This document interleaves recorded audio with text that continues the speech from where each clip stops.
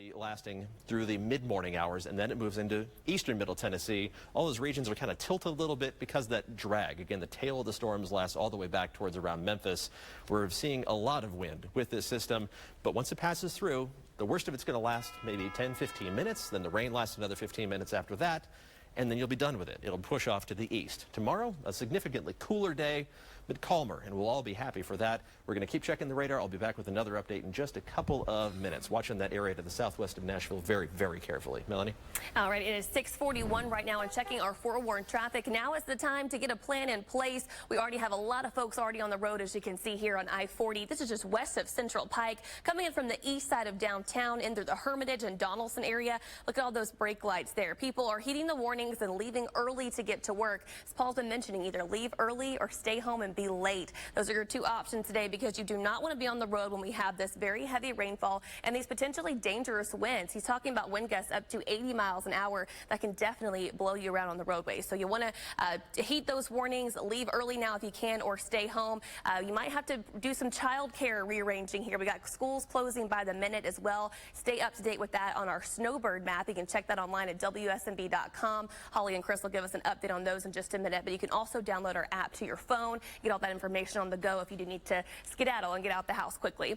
Here's a look at I-65 and I-40, that south loop of downtown. Check out I-40 there in the background. We're seeing a lot of brake lights there too. This is just ahead of the Broadway and Demumbrian exit, where a lot of businesses are downtown. So a lot of people heading out to work now. So leave early now if you can. We cannot stress that enough. Once you get out there on the roads, you're going to see a lot of this there too. People, again, heeding those warnings and leaving early to get to work. Be sure to allow yourself plenty of extra time too. So get a cup of coffee ready to get going this morning. We're down here in Metro Nashville. We're looking pretty clear. We are seeing some slow spots, but as far as crashes are concerned, we haven't seen any major ones just yet. I do anticipate that changing in a little bit, though. We do have one accident still hanging around here in South Nashville. This is Hamilton Church Road at Hobson Pike. We were seeing some slowing there on Hobson a little bit earlier. Taking a look at our interstate traffic flow, though, you can see where those slow spots are. Coming in here, coming in from the Wilson County line over into Davidson County. Also 40 and 24 where those two interstates come together. 24 on the south side, also a little slow there. That's the usual stop and go traffic heading in from the westbound lanes there in South Nashville all the way down through Murfreesboro. Here's the slow spots. Hermitage coming in from Lebanon. We're seeing 13-minute commute here from the Old Hickory Boulevard exit to get you to where 40 and 24 come together. About 26 minutes in from Lebanon. Rutherford County, I mentioned to you, 24 starting to slow down a bit. 38 minutes coming in from Murfreesboro. Laverne, Smyrna traffic, you're slowing down a little bit there too. And Sumner County, leave early if you're heading out on Vietnam Veterans Parkway. I'm seeing a lot of backup there as more folks are trying to get out to the interstate on I-65 to head southbound into Nashville. So pretty serious storm. I just took a peek outside a few minutes ago. It's a little eerie, very dark out there, warm, and you can hear that wind roaring up. So be sure to stay tuned right here. We're going to keep you updated as any weather develops. Guys, back to you. Melanie, thank you. 6:44 right now. We have new information just coming in. Sumner County Schools. It has not been highlighted on the map just yet, but it just came in. Sumner County Schools are now running 2 hours late. That is now added to our delay list. We also just heard from Metro Schools. They are saying no closures, no delays for Metro Schools. But again, Sumner County Schools, I just got the phone call, 2 hours late, and the rest there in yellow running 2 hours late this morning. 2 closures as well to tell you about Perry and Grundy. For the latest, if you want to see this again, go to WSMV.com and click on the Snowbird link, and the very latest for the school closures and delays will be there. We've got much more on the severe weather moving into our area, and we'll be back in just minutes. Let us see about today's news now. The Beatles arrive in New York today.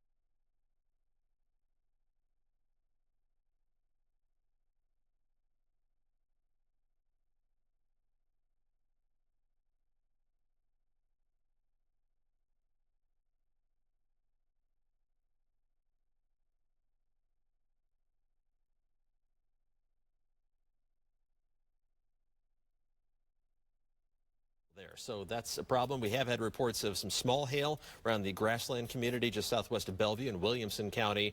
Severe thunderstorm warnings continue until 7 o'clock. They are going to be continued after that. Zooming out for a slightly wider perspective here, and you can see this line of storms, the way it bends out, this little bow to the east, that's where we're seeing the strongest winds. And of course, that's moving directly into Nashville. And by the strongest winds, we mean real strong winds. Let's zoom in for a closer look, and I'm going to switch how the radar looks so we can kind of get an x-ray of the storm and look inside and estimate the winds here. And we're talking over 80-mile-an-hour winds that are being estimated by the Forewarn Live radar. Some spots over 70 miles an hour, and that's basically hurricane force winds that we're talking about here, moving into Nashville when a lot of folks are hitting the roads. I do not advise that.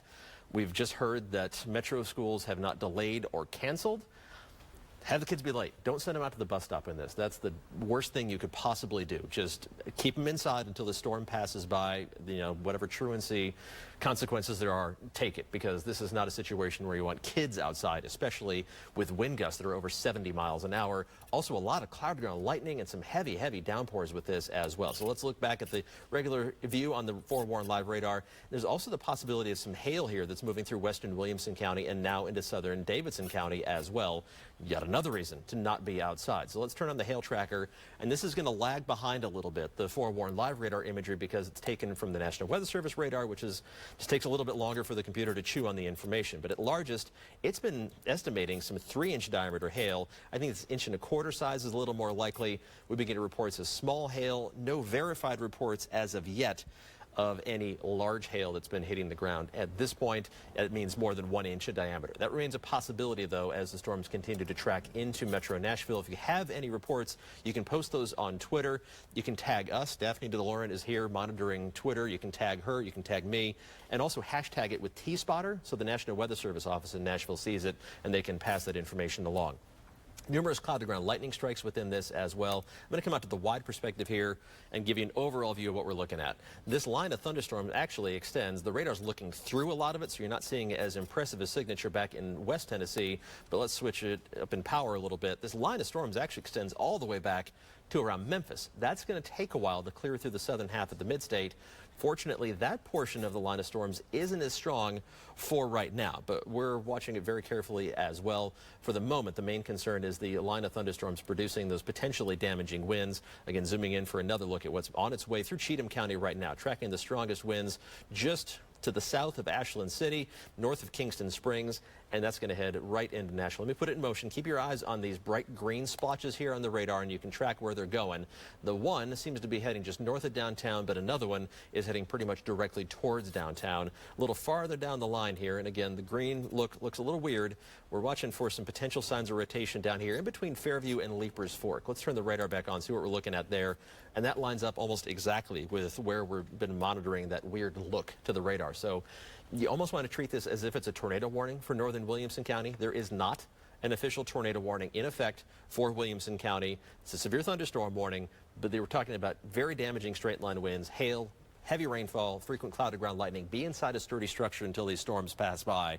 Here's what it looks like from the Tornado Watch perspective. It's until 10 o'clock this morning. That includes almost the entire mid-state. So tornadoes still possible with this environment. And here's what it looks like right now from the St. Henry School in West Nashville as the storms are literally rolling in as we speak into the western half of Metro Nashville. Look how fast those clouds are moving. This is a live view. This almost looks like a time lapse because of how fast things are moving. But these storms are moving on the order of 60 to 70 miles an hour. It doesn't give you a whole lot of time to deal with it. Damaging straight line winds are going to be the main threat. Large hail possibility as well, along with localized flooding with the heaviest rainfall amounts. Isolated tornadoes are still going to remain a possibility as well as we go through the morning. Overall, the Storm Prediction Center has categorized it as an enhanced risk of severe weather, which certainly means that we're talking about a serious weather system that is moving through the mid-state right now. We're going to back up here and show you the Forewarn Live radar once again. Sorry about the little flash to black there. I'm very carefully keeping an eye on this spot here in Williamson County. It lines up right with that circulation with the spot we've been watching. So that's going to be heading basically in between Franklin and Brentwood. If you have anything to report, you can tag us on Twitter, tag the National Weather Service as well with that hashtag T-Spotter. But it's mainly damaging wind, hail, frequent cloud-to-ground lightning. And we're talking about the potential for 80-mile-an-hour wind gusts out of this. Just stay inside until it passes by. This is not going to last all day. The worst of the storms will last 15, 20 minutes. The rain will last another 15 minutes after that or so. So just stay inside till it passes by. If you're late, you're late. Better to do that than to deal with what's moving through right now. Nonetheless, some people, I'm sure, didn't get the message. Melanie, what are the roads looking like at the moment? I'm going to come back with a radar check in just a few minutes. All right, let's take a look outside right now. We already have a crash on I-24. This is right at Shelby Avenue in the eastbound lanes. You can see here, TDOT has zoomed into the accident. It's off to the side shoulder here. Rain really coming down. We're hearing it outside of our Channel 4 studios now. If you hear it, pick up them on our microphones. We're hearing a little bit of thunder out there, heavy winds also, and the rain coming down. So a very dangerous time to be out there on the roads, especially when right now it's just the beginning of rush hour. Now, we are advising you this is now a dangerous time to be out there. You want to stay home if you can. Now, we do understand that Metro schools have not canceled or delayed any schools. A little bit against our warnings there, but we do not want you to send the kids out to the bus stop, and we don't want you to get out in this mess either. The roads becoming increasingly hazardous out there because when you do get a lot of people out there, we know what it's like when it just rains. You know this living in Nashville. Just a little bit of rain can really mess up the commute. We're talking about very heavy and damaging winds out there as well, guys. This is up here on Vietnam Veterans Parkway at Gallatin Pike. You can see here a lot of backup already here in Hendersonville as folks are trying to get out to I-65. So this one's already going to back you up this morning too. As Paul mentioned a few minutes ago, you don't want to get out there unless you do work just literally minutes away from your job from where you live. The rest of our secondaries all okay here this morning. You hear that thunder out there? It's very loud already this morning. You can starting to see we're seeing some slowing here on not only our interstates, but also our secondaries too. So not a good time to be out there on the roads. We cannot stress that enough. Just stay home and be a little bit late if you can. Here's where we're starting to see the slow spots. Up north of town, I-65 and I-24, where those two interstates come together. Up north of town here in the Millersville area, right before you get down into Hendersonville. Also coming in from the east side, crossing over from the Wilson County line into Davidson County. I'm seeing a lot of slowing there as well as you're heading into Nashville. Franklin traffic, you're starting to slow down there between Franklin and Brentwood, and also I-24 getting into town. Now, Williamson County traffic starting to slow down by the minute here. Franklin traffic 26 minutes into Nashville. If you're heading in from Wilson County, much slower out here, 34 minutes in from Lebanon. Very slow here at Hermitage and Mount Juliet, where a lot of cars are stacking up on the road already. And Rutherford County traffic on I-24, 41 minutes already right now heading in from Murfreesboro. So stay home if you can. We cannot stress that enough. Now I'm going to toss it back to Chris and Holly at the desk for a look at our school closings and delays. Yeah, real quickly, we want to run through these. We have many of you just now waking up, tuning in. Several school systems running 2 hours late. The latest that just came in was Sumner County schools running 2 hours late. It is now highlighted again. Metro, we have heard from Metro. They are saying no delays, no closures this morning. But we have a long list of delays at 2-hour delays this morning. Chris? Yeah, let's quickly run through the list for you here. We start with Trigg, Stewart, Henry, Benton County, Houston, Humphreys, Hickman, Dixon, Montgomery, Cheatham, Robertson, Sumner, and Giles. And then you have closures today of Perry County and Grundy. And as we come back to the desk here, we've got a live look outside. I think we've made it very clear this is not something to take lightly. Possibility of tornadoes, very high winds of 80 miles per hour. So you've been warned this morning. Yeah, stay weather aware. We're checking back in with Paul for more. Just look what was happening on the screen behind you there with the heavy rainfall and significant winds downtown. We're hearing it outside of our studio in West Nashville right now. Another check of the live radar. Then we're going to take a quick commercial break, but then we're going to be back for the first portion of the Today Show as these storms are moving through Nashville. You're looking at Williamson County. This portion of the line of storms that I've circled here likely has hail in it and also likely has winds that are over 70 miles an hour. That is advancing. Look how fast it's moving. Already towards Franklin, on its way towards Cool Springs, Brentwood, eventually towards Antioch and Laverne as well. The wide view around Metro Nashville. Hefty thunderstorms, damaging wind gusts, hail, frequent cloud ground lightning, and heavy downpours, all concerns, along with the possibility of isolated tornadoes. We're going to continue tracking it minute by minute with continuing coverage on a special edition of Channel 4 News Today coming up after a quick commercial break. Sponsored by FreelandChevy.com. Get the volume advantage at FreelandChevy.com. Toyota is making a difference right here in America. Investing $22 billion, creating over 470,000 jobs, building over 25 million vehicles here, including Toyota Camry, America's best-selling car, and 10 other Toyota cars, trucks, and SUVs, with Toyota Care 2-year no-cost maintenance included. Made in America makes a difference. Toyota, let's go places. If you've been diagnosed with cancer, searching for answers like where to treat can feel overwhelming. So start your search with a specialist at Cancer Treatment Centers of America in Atlanta. Start with teams of experts under one roof, focused on individual cancer types to help each patient get the personalized cancer care they deserve. Start at Cancer Treatment Centers of America in Atlanta. The evolution of cancer care is here. Learn more at cancercenter.com/advanced. That's life. That's what people say. You're riding high in April and shot down in May. That's life. You diet, you exercise. And if you still need help lowering your blood sugar, this is Jardiance. Along with diet and exercise, Jardiance lowers blood sugar and A1C in adults with type 2 diabetes. Jardiance is also the only type 2 diabetes treatment with heart, proven to reduce the risk of cardiovascular death in adults with type 2 diabetes and cardiovascular disease. Jardiance can cause serious side effects, including dehydration. This may cause you to feel dizzy, faint, or lightheaded, or weak upon standing. Ketoacidosis is a serious side effect that may be fatal. Symptoms include nausea, vomiting, stomach pain, tiredness, and trouble breathing. Stop taking Jardiance and call your doctor right away if you have symptoms of ketoacidosis or an allergic reaction. Symptoms of an allergic reaction include rash, swelling, and difficulty breathing or swallowing. Do not take Jardiance if you are on dialysis or have severe kidney problems. Other side effects are sudden kidney problems, genital yeast infections, increased bad cholesterol, and urinary tract infections, which may be serious. Taking Jardiance with a sulfonylurea or insulin may cause low blood sugar. Tell your doctor about all the medicines you take and if you have any medical conditions. So talk to your doctor about Jardiance, the one and only type 2 diabetes treatment with heart. Visit Jardiance.com for a free consultation with a certified diabetes educator if you qualify. Live with a forewarned weather alert, this is Channel 4 News Today. 7 o'clock here this morning. There's a live look at downtown Nashville, progressively getting worse and worse as severe weather moves into our area. This is a forewarned weather alert day. We have team coverage for you this morning. We have you covered. We're checking in with Paul first for the very latest and what's happening right now.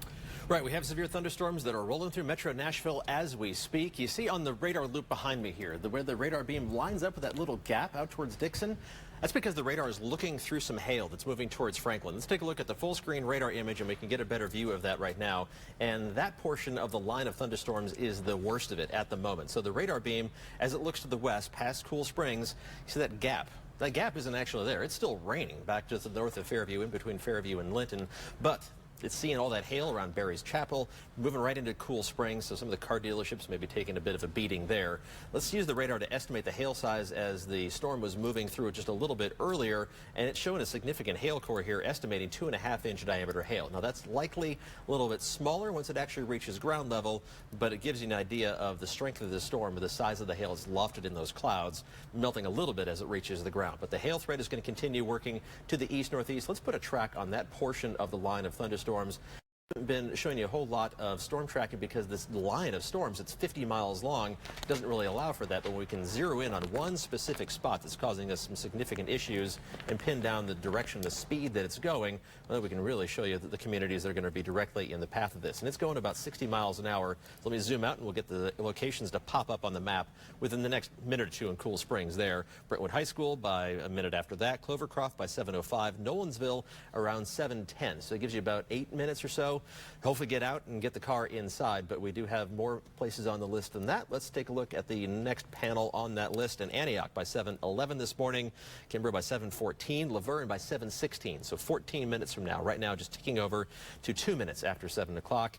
And if you're just flipping on the TV, obviously we're continuing with severe weather coverage during the Today Show until the storms have cleared through the densely populated parts of the mid-state. Significant severe weather threat because of the possibility not only of hail with this portion of the line of storms, but also damaging straight line winds as well. So let's look inside the storms and estimate some of those wind speeds. And right there, just to the north of Franklin, is also where we're seeing some very strong winds indicated on radar of over 80 miles an hour. That is a radar blip. That's not accurate there of 119 miles an hour. That would be exceptional to say the least. But we are very strong wind gusts up and down. Numerous reports of over 50 miles an hour, if not close to 70 miles an hour. And a lightning strike just hitting our tower here in West Nashville. So that always makes things flicker and makes all of us in the studio jump just a little bit. Turning the regular radar view back on so you can get an idea minute by minute. There's that red sweep going around, especially important with these fast moving thunderstorms. showing you where the storms are right now. Zoom in real close in here. These storms just crossing over I-65. That is this line that cuts up through the middle of the screen. That is the route that you don't want to be on right now because you're going to be getting hailed on. Again, if you're on it, you're not watching us, but you wouldn't want to head on this direction anyway. I've been saying it all morning, but again, if you're just turning on the TV, don't go outside and don't be on the roads as these storms are passing through. Wait till they move through. They're not going to last all day. They're moving quickly. So the worst of it's going to last maybe 15 minutes. Then you can try to get out the door, but don't send the kids out the door to school either. Metro schools have said they're not going to enforce the truant policies for any schools that are late. There aren't any official delays in Nashville Metro schools, but don't send the kids out to the bus stop. Don't be outside yourself. And in fact, now a tornado warning has just been issued. This is for that thunderstorm that we were just zeroed in on. So we are going to stay in wall-to-wall weather coverage as this is moving through this portion of the line of thunderstorms, again, now associated with a tornado warning. Radar indicated tornado for that spot that I was just zoomed in on with that potential 80-mile-an-hour wind gust. We're going to zoom in real closely here, and embed it's this little notch that we're looking at here just to the northeast of Cool Springs, where we're seeing a little bit of a Boeing structure. Let's zoom inside and take a look, and yep, that's the spot right there. So that is where they have a potential tornado. Don't try to get a look at this thing as it's moving through. Again, the radar sweep is going to keep us updated minute by minute. So let me zoom out for a wider perspective, and we'll put a storm track on this. Again, potential tornado just northeast of Cool Springs. So the tornado warning itself goes until 7:30. This is for southern Davidson County, for northern Williamson County, for western Rutherford County, northwestern Rutherford County, and for southern Wilson County as well. This is a brand new tornado warning, another sweep going by and indicating even more of a sign now with a new lightning strike in that spot too, even a more ominous sign that there is a potential tornado in that particular spot. Again, with these lines of thunderstorms, the tornadoes tend to be brief. They tend to not be the classic supercell type of thunderstorm tornadoes, but they are still something that can cause a lot of damage in a very short amount of time. So the locations that are going to be in the path of this, within the next 4 minutes in Nolensville, you want to be in a storm-safe space. That means away from the outside walls, away from the windows. You definitely don't want to be in a mobile home in the path of any of these thunderstorms because of the potential for 80-mile-an-hour wind gusts. 10 minutes after the hour in Antioch, again, we're sitting at 7:05 right now. Rural Hill, 7:13, Mountain View by 7:13, Antioch High School by 7:14, emphasizing once again, don't send the kids out the door in this type of environment. Laverne by 7:15 this morning. Let's go to the next panel on the radar and show you what we're talking about here. Hilltop by 7:17, Smyrna by 7:18. Again, these are spots that are in the potential path of this tornado as it continues advancing to the east. It's moving along very, very rapidly. We're talking 60 miles an hour. We'll get rid of the storm track and we'll zoom back in for a closer look. Melanie is keeping an eye on traffic, but we're going to stick with the weather here for as long as we have this potential tornado on the ground. The circulation going through Franklin, Brentwood right now, so we're getting this, the National Weather Service has been issuing this, and you see that swirling sign there. National Weather Service issuing this very, very quickly just because it's going through such a densely populated area. We have power outages, over 1,500 being reported in Franklin as the storms came through because of the damaging winds at least. Velocities on this, on the radar, we've showed been 80 miles an hour from the terminal radar, which is at the Nashville airport, been estimating 100 miles an hour. That information just coming into us from the National Weather Service there. So we have hail within this thunderstorm. We have a potential tornado as well. It's just to the northeast of Cool Springs right now, moving towards generally Laverne very quickly. So you need to be in a tornado safe spot as this storm is rolling through. There's the latest scan updating the position. And again, these things go minute by minute. So the tornado can literally touch down and lift up almost in between radar scans, which is why we're thankful to have that live radar.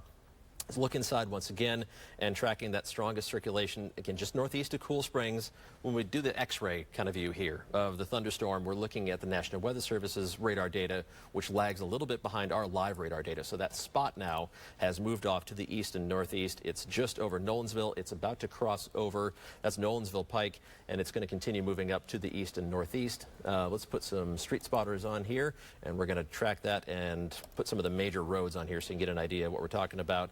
And it always puts the official number, so US 31, but eventually going towards I-24 within about the next 10 minutes or so, probably less than that, within the next 8 minutes as this potential tornado moves to the east and northeast very, very rapidly, which means don't try to step out your door and see this thing as it's coming in. It's moving at about 60 miles an hour, which doesn't give you a whole lot of time to react to it.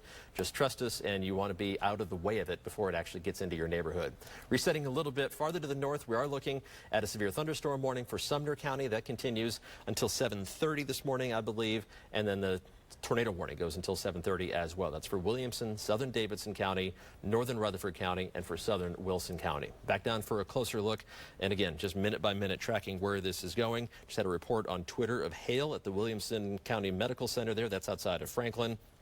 So we have had more sirens being activated in Williamson County, but again, they're going off in Spring Hill. You're outside of this tornado warning. So if you're hearing sirens, it doesn't necessarily mean that there is a tornado in your neighborhood. Some counties just set them off on the whole county basis. So we're looking at where the tornado is right now, moving into the Nolensville neighborhood. That's where you need to be, basically in a safe spot until the storms pass by, because of the potential of not only damaging winds, but that potential tornado too. Beginning to lose a little bit of structure here. Message from emergency management. Possible touchdown of the tornado at the Cool Springs Mall. Several cars apparently damaged there. That's possible. That is not confirmed. So that is within the National Weather Service room. We're going to work on confirming that as our newsroom is hearing that information as well. So we're kind of getting this information on a minute-by-minute basis. Damaging straight line winds could do potentially that same kind of damage that can often be confused for a tornado. And it's actually getting very, very close to our radar site as well.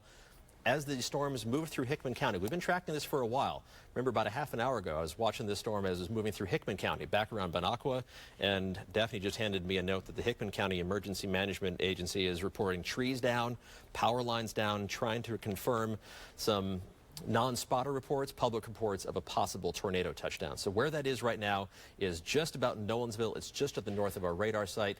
Let's look inside again, and it's not showing up quite as clearly as it was earlier, but you still need to treat it like it's a potential tornado as we speak.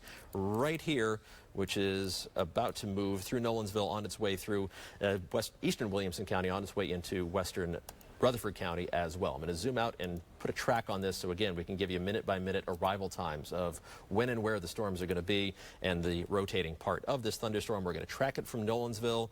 I'm going to lead it a little bit, and our radar beam just disappeared. I think our radar just took a hit from this storm, so we're going to have to switch over to the National Weather Service radar. It tells you how strong the storm is. That thing is sticking up in the air, and it's going to take some wind damage once in a while. And zoom out and get those spots to pop up on the map minute by minute. Nolensville, now, you need to be in a safe place. Within the next 5 minutes in Laverne, that timing hasn't changed. 7:19 in Smyrna as well. We do have more places to put on the list here, and the Smyrna Airport again by about 7:19, so that is consistent. Rockdale by about 7:23. It doesn't mean all these spots are going to be hit. Tornadoes are very small scale features compared to the overall size of the storm, but it's better safe than sorry when you're talking about not only a possible tornado, but also those 80-mile-an-hour wind gusts as well. Dime-sized hail being reported out of this, 65 north at Concord. Complete standstill being reported I-65 south at McEwen, so that is to be expected. 60-mile-an-hour wind gusts have been widespread within this as the storms have been moving through. So let me clear this off the screen. This is by far the most powerful portion of the line of thunderstorms. The radar sweep showed back up, so maybe we just took a lightning strike a little close to the radar site, but it's about to be completely swallowed up by the storm, so we're going to lose a little bit of our definition on the data. So hopefully one more scan to pick out that spot where the rotation is most likely occurring. So we zoom in for a real close look here. Oh man, it's almost on top of the radar here, just south of Nolensville. That's where you need to be taking shelter immediately as this potentially rotating storm moves through. We are under a tornado watch, which means tornadoes are possible all the way until 10 a.m. This particular tornado warning goes until 7:30 a.m. If you live in Franklin, in Cool Springs, Clovercroft, you're in the clear. Nolensville, it's directly overhead. It's headed up in the general direction of Laverne and Smyrna. I'm going to have to switch radar sites now because it's just going to get inundated with rainfall, which kind of reduces how far we can see with the radar beam. That's the spot. We're going to lead all these by about 5 minutes or so as we continue tracking it just north of Nolensville, just crossing over the road there and then continuing on into Rutherford County. So again, put into the street spotter on here. Let's identify some of these roads. And there we go. There's, again, it's maddening that it doesn't put the actual name of the road on there. US 31 alternate, we all know that's Nolensville Pike, moving towards I-24 as it continues advancing farther and farther to the east. I'm going to zoom in for an even closer look, and maybe we can put some of the side streets on here too. There's the updated scan from the National Weather Service, so that's a new one. They've got it in fast scan mode. That helps us out a little bit. Again, our live radar is being kind of swallowed up by the storm as we speak. About to cross over Waldron Road as it's moving into the southern half of Laverne. Once it gets over there, this is Murfreesboro Pike, a little bit farther to the east as it moves towards Laverne and Smyrna, Old Nashville Highway, and then Murfreesboro Pike. pardon me, got the wrong one. There we go, Murfreesboro Pike as it moves towards Smyrna. So those roads are where you do not want to be, and basically any road around Metro Nashville is where you do not want to be this morning as these storms are moving through. Downtown Nashville, now getting into the clear. It's still raining, but we're not seeing that severe threat now over downtown Nashville. The main line of thunderstorms has now moved farther to the east, bringing significant winds potentially to Mount Juliet, eventually towards Lebanon. The northern half of Wilson County, you're under a severe thunderstorm warning that continues until 7:30. Southern half of Wilson County, you're under the tornado warning because of that potentially fast-moving, rotating thunderstorm that's crossing into western Rutherford County right now as we speak. Let's put another storm track on that, and again, we're just going to keep doing this minute by minute because the storms are such fast movers, and we'll track it along at about 60 miles an hour. We're going to speed it up a little bit, in fact, because it's been going so fast. So Laverne, now, we just showed you crossing over Waldron Road. Smyrna sped it up a couple minutes, 7:16 estimated now that rotation is going to move through there. And let's put the next place panel on the board here and show you where it's going. Rockdale by 7:20, Walter Hill by 7:22, and one more place if we can show you the next list of spots here as we go now down the list to Vine by 7:24, Liberty Hill by 7:26. That gives you a 12-minute lead time in those locations to take shelter as the storm continues moving off to the east and northeast. Kind of covered it up there. It's that spot where the shape of the storm curves a little bit. Right about here, northeast of Nolensville is where we're looking at as it moves in between Laverne and Smyrna. That's where you don't want to be on this Wednesday morning as the storms continue to move through that portion of the mid-state. Another update there. Again, our radar, if you're wondering where the red line is, it's right in the middle of all of that. Let's, in fact, turn it on and show you why we're not using it at the moment. It's just being surrounded by heavy rain and, well, potentially a little bit of debris. Let's look inside the storm and see if we can find any of those signs of any debris. I doubt we will with this type of thunderstorm, but we're going to look in anyway and see if we can pick up on anything. Not seeing much at the moment there from these various scans, so we'll keep you updated on that and as we look at the different products that we use to update things. Dan Thomas is actually on the phone right now. He's coming into work, and he comes in from Williamson County, drove through this storm. Do we have Dan on the phone to tell us what it's like actually on the roads right now? I'm here, Paul. Can you hear me? I can. Can you tell us what you are drove through as you're coming in? Well, here's the deal. It actually worked out just fine. I was about to head out to the garage, and before I did so, the storm hit. And it probably lasted, we're on the north side of Franklin, and it probably lasted no more than 75 seconds, 90 seconds for the worst of it. It looked like a pretty good tropical storm, so I estimate winds gusted to 50, maybe 60 miles an hour. We did have some hail, so I know you were calling for some hail reports before. And it looked to me, I took some pictures and put them on Twitter, and it looked to me like a Pete of dime size, a couple of pieces as big as nickel size. Not seeing much in the way of damage other than twigs and maybe some small branches down. There's very few people on the road, so that's great to see. But, yeah, the worst of the storm didn't last a tremendous amount of time. I'm sure there are some trees down in spots because it was so intense. I did see about 30 minutes before that some kids walking to the bus stop. And I know you guys have talked about it on the morning show today. Some buses still haven't come yet. Please just don't let your kids outdoors in this type of weather because it is going to be damaging, if not injury-causing weather because it's that significant. So, but the storm's flying along. You've tracked them, and so that's why they lasted such a short period of time. So just sit tight, as you said, and let them pass on by and then go do what you need to do today. Just some rain right now in Franklin. And very little lightning and thunder, and the hail is done. So, and the winds really settled down. Probably winds right now looking to be about 5-10 miles an hour, something like that. Okay, that's Channel 4 meteorologist Dan Thomas on his way into work. Daphne DeLorean is here, keeping an eye on social media for us as well. And we have seen reports, unconfirmed reports from the National Weather Service chat room and from the scanners as well, that there may have been a brief tornado touchdown around Cool Springs. We're working on confirming that. Latest from emergency management, over 4,500 power outages in Williamson County. So if you are watching us from Williamson County on the Forewarned mobile app on live streaming, you're in the clear now in terms of that potential tornado threat. That has has moved farther off to the east and northeast. It's now moving through Laverne and Smyrna. The storm has lost a little bit of its definition as it's moving through southern Laverne, the northern edge of Smyrna, and crossing right over Old Nashville Highway and Murfreesboro Pike on its way to the east and northeast. So let me put those spots on the map again here where we're looking at. That is Old Nashville Highway. This is Murfreesboro Pike. Right here, this is Waldron Road as it continues through Laverne and, well, State Highway 266 as it continues tracking to the east. The potential rotation is basically tracking along that. So again, the way the map displayed doesn't go with the names, it goes with the numbers that we get, and there's 840. So it's going to be heading in that direction as it moves through Rutherford County on its way towards southern Wilson County, and you're under that tornado warning that continues until 7:30 as well. We do have a picture of 1-inch hail from social media, so that came in from Hickman County a little while ago. We had a report from the Nashville Severe Weather account. They had a T-spotter report of a tall pine tree that got uprooted just south of Grassland Schools in Williamson County as it came through. So this is the power of these storms. We get the reports a little bit delayed once people make their way out and report some of that damage as it's been coming through. So let me zoom out for a little wider perspective here, show where we're looking at. We're zoomed in on that portion of the line of storms because it has the potential tornado associated with it that's moving through northern Rutherford County now, about to cross over I-24, over Old Nashville Highway, over Murfreesboro Pike, and headed towards I-840 as it's moving farther through. There's plenty of heavy rain that follows that up, but in terms of the severe weather potential, it's along the leading edge for not only the tornado, but also the damaging winds, the cloud ground lightning, and the possibility of hail too. Haven't done a hail track on this, so let's take a look inside the storm, see what we're looking at, and what the radar is estimating is the potential for some 3.5-inch diameter hail. That's likely to be smaller once it actually falls through the warm air and reaches the ground. Our own Kim St. Ange is taking shelter inside the Office of Emergency Management, and they actually were reporting outside. Office of Emergency Management came out and got them when the siren sounded. So we appreciate those folks keeping our crews safe as well as this strong thunderstorm is moving through that portion of the mid-state. And again, the strongest thunderstorms right now moving through the Smyrna area. This looks like it is becoming more and more of a straight line wind threat.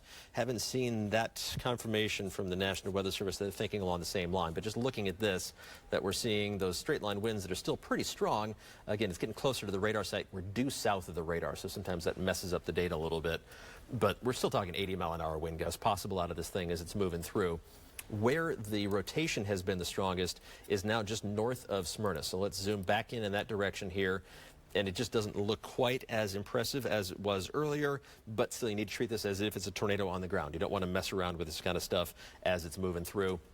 On its way to the east and northeast, multiple trees down by Highway 46 and Waddell Hollow Road, if I'm reading Daphne's handwriting correctly? Yes. Okay. That's, again, consistent that we're seeing some very damaging winds with this, if not a potential tornado touchdown. And again, we have that unconfirmed report of a tornado touching down near Cool Springs. Rotation seems to be maybe tightened up a little bit once again with a new scan of the radar going by. But again, mostly what it looks like on the radar to me is a straight line wind event. But that doesn't mean you need to let your guard down because there's still the possibility of some very strong winds within this. And there is that spot here a little farther to the north that is showing the red and green side by side. That's a little bit more embedded within an area of heavy rain. You're definitely not going to spot that one. Seems to be a broader rotation that's showing up there as well. So the tornado warning goes for the 9 minutes or so. Not seeing any indication from the Weather Service just yet as to whether they're going to continue that one or not yet at this point. Some more reports of what's been happening from the Vanderbilt campus. A tree down near the intersection of Vanderbilt Place and Natchez Trace. That's just south of campus there near the football stadium.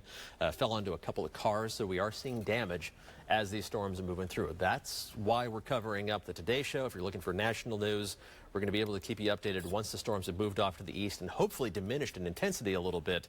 But right now, it's the potential for damaging weather right here in the mid-state that has us the most concerned. Fair amount of cloud-to-ground lightning with this as well. And again, still tracking that potential rotation moving right through the Smyrna area at the moment. We haven't done a place-by-place check in a couple of minutes, but we can do that right now. We're going to track from just ahead of that potential rotation and move it off to the east and northeast at around 60 miles an hour. And I'll have to zoom out so the places pop up for you and you get an idea of where it is and where it's going. So to Silver Hill by 7:24, Liberty Hill 7:27. That time has been pretty consistent for us as well. Moving to the next panel on the map, Kingsville by 7:30, to Statesville by 7:36, and one more panel on the map, Watertown in southern Wilson County by about 7:37. So 15 minutes from now if the storm continues to show rotation and if the tornado warning is continued, if it continues on its same path at its same speed. All these storms have been racing along. If you haven't been up with us all morning, we've been tracking this since it was back in Arkansas at 4 o'clock this morning, but it has really been trucking along. And so the hour-by-hour timing has been showing that consistently as we've been moving through the mid-state with these potentially damaging storms and now damaging storms with official reports coming in. Diving down for a closer look again with another batch of information coming in. This really increasingly looks like we are seeing potential touchdown. The circulation for this, again, the National Weather Service saying tightening up once again. Seem to have reevaluated a little bit exactly where it is. So I think the initial spot that we were tracking is moving a bit. So back here now, this is within the heavy rain, just northeast of Laverne and north of Smyrna. That's moving up more in the direction of Gladeville. So let's put a new track on this and show you what we're looking at. Moving off to the east and northeast, once again, about 60 miles an hour, and a fast mover at that. Doesn't give you a whole lot of time to react to it, and because it's surrounded in so much rain, you're not going to get much time to react to it. So Gladeville, you need to be in a spot that gives you some shelter from this storm. Sturdy building. That means inside, away from the walls, not in a mobile home, both because of the damaging wind threat and this tornado threat. And the places that are in the path of the storm, we're going to continue down the list here. Rockdale potentially, right now essentially. Linwood by 7:38, so we're tracking about 15 minutes into the future here. So we're going to continue with that list as we go through the next at least 6 minutes with this tornado warning. It's likely to continue beyond that, though, with the way it looks on the radar right now. Again, that rotation kind of tightening up. It goes minute by minute with these types of thunderstorms. It was in the leading line. It seems to have been kind of pulled back a little bit farther into the heavier rain area of that thunderstorm in northern Rutherford County right now. Reports of damage in the Cool Springs area. This is from emergency management as well. Trees across a rail line near Moores Lane. Some structural damage on Turner Lane. So we're going to get some crews out into that area now that the severe storms have pushed off to the east and try to bring some pictures of that as well. This is all associated with the same circulation that's just about to cross over into southwestern Williamson County as well. So again, we're keeping you updated minute by minute with where these storms are and where they are going. A fence blown apart in Fairview as the storms came through a little while ago. And again, the storm's just moving so fast, 60 to sometimes 70 miles an hour, moving along quickly. Trees down all over the place. Franklin, Cane Ridge as well. We mentioned the Vanderbilt trees being down onto a car. So we're going to continue trying to confirm whether or not this was an actual tornado touchdown. Treat it like it is as we head through the morning. So switching inside view again of the thunderstorm. Here, we circle the area where we have the strongest straight line winds. That spot right there has the potential for 80-mile-an-hour wind gusts. It's this spot back here in northern Rutherford County that's on its way back into southern Wilson County that has the potential tornado. So right there is the spot that we've been most concerned about, and we're going to do another track on this just to give you the latest minute-by-minute timing on where it is and where it's going as it's moving off to the east and northeast. Let's see, it's called about 65 miles an hour just to be on the safe side. Just had a tweet that sirens are going off downtown and on Music Row. Have no idea why that would be the case. Davidson County is pretty much in the clear from this storm now. We're still seeing plenty of rain, but the severe weather threat is now off to the east of Davidson County. So it's not going to be pleasant as you're hitting the roads, but it's not as threatening right now in Nashville itself. Gladeville, momentarily. You need to be in a safe spot immediately. Liberty Hill still around 7:30 for that updated timing. And farther down the list, we're going to be still seeing consistent times estimated by the radar as the storm is moving in the same direction and at the same speed. Tucker's Crossroads by about 7:40 this morning. So we have reports again of sirens going off around Music Row, downtown Nashville. No idea why that would be happening. The threat has now moved off to the east. Let's go back to a wide view here and show you what's happening. Let me turn on the regular radar view so you can see what's going on. Southern Middle Tennessee, a lot of you are still kind of waiting on this to arrive. Northern Middle Tennessee, we still have severe thunderstorm warnings that do technically include Davidson County. Maybe that's why the sirens are going off, but the threat is now well off to the east. Sumner County under a severe thunderstorm warning. Our friends in southern Kentucky don't want to forget about you. It's in Allen County and Monroe County, also northern Cumberland County, that you're under severe thunderstorm warnings. And new severe thunderstorm warnings now added to the list for Macon County, for far western Clay and Jackson counties. Now includes Trousdale County, Smith County, and then back down into Rutherford County. And we're looking down into DeKalb County and Cannon County as well. So that whole box, let me get a better perspective on this and we'll outline because the boxes kind of overlap a little bit. The new severe thunderstorm warning is this box. everybody in that box has the potential of seeing damaging straight line winds as the storms are moving farther to the east. Particularly in Wilson County, this portion of the line of storms is bowing out a bit more, which indicates the greater potential for damaging wind gusts. Get another report from Michelle, our assistant news director, and damage to power lines and trees indicate a possible tornado touchdown 6700 block off of Pettis Road. That's from the Nashville Office of Emergency Management. So again, we're working on continuing to confirm all of this, and we're still tracking that potential tornado as it's moving farther east and northeast into southern Wilson County. Diving down for a closer look at that, we'll look inside the storm. Again, turn on the different radar view. Very gusty winds in advance of this.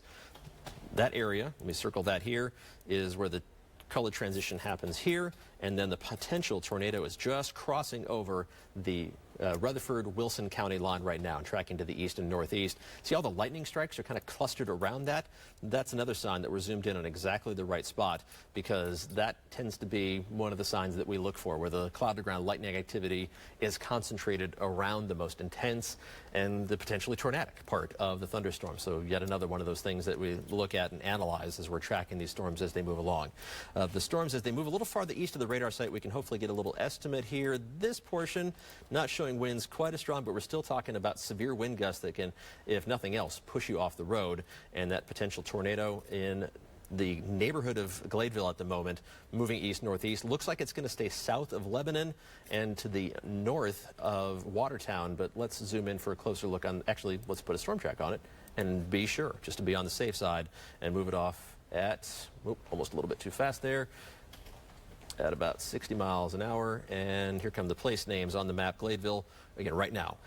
Baird's Mill, 733. Holloway, 734. Another tornado warning. So they're going to extend this farther to the east as Smith and Wilson County, as Daphne's just telling me. This is going to go until 8 o'clock. So we're going to continue in wall-to-wall coverage here. I know if you don't live in those particular counties, you're wondering why we're not showing it at the Today Show. It's because you would want us to show you this if it was happening in your neighborhood. So we're going to keep these folks updated as this tornado warning continues right along the path that I just outlined. So this is eventually going to take it towards Carthage. That's quite a bit farther down the list of places. You still are just on the fringe of that warning right now. Technically, it cuts off just before the community of Carthage there in Smith County. So the tornado warning does continue now until 8 o'clock for Wilson County, for Smith County as well. Getting a look at that on the big picture perspective here. Again, it's just those two counties in the new tornado warning. Southern Wilson County, southwestern Smith County, that goes until 8 o'clock this morning. Let me get the place names out of the way here. We'll put it on the regular radar view once again. Still tracking that same spot. And now, instead of being on the leading edge, it's on the back edge. That thing has kind of moved along a little bit. It's behaving in a way it's typical for these lines of storms. Still a significant straight line wind threat as well. Let's see if we can get a different look here. Look inside. There we go. Yeah, 58 mile an hour wind gust. That's exactly the severe threshold. So we're looking at that being the potential spot where some damaging winds could occur as you're going up 231 towards Lebanon. The tornado, potential tornado, just in southwestern Wilson County right now. I haven't put any road names on the map here for a minute, so let's zoom in and do that.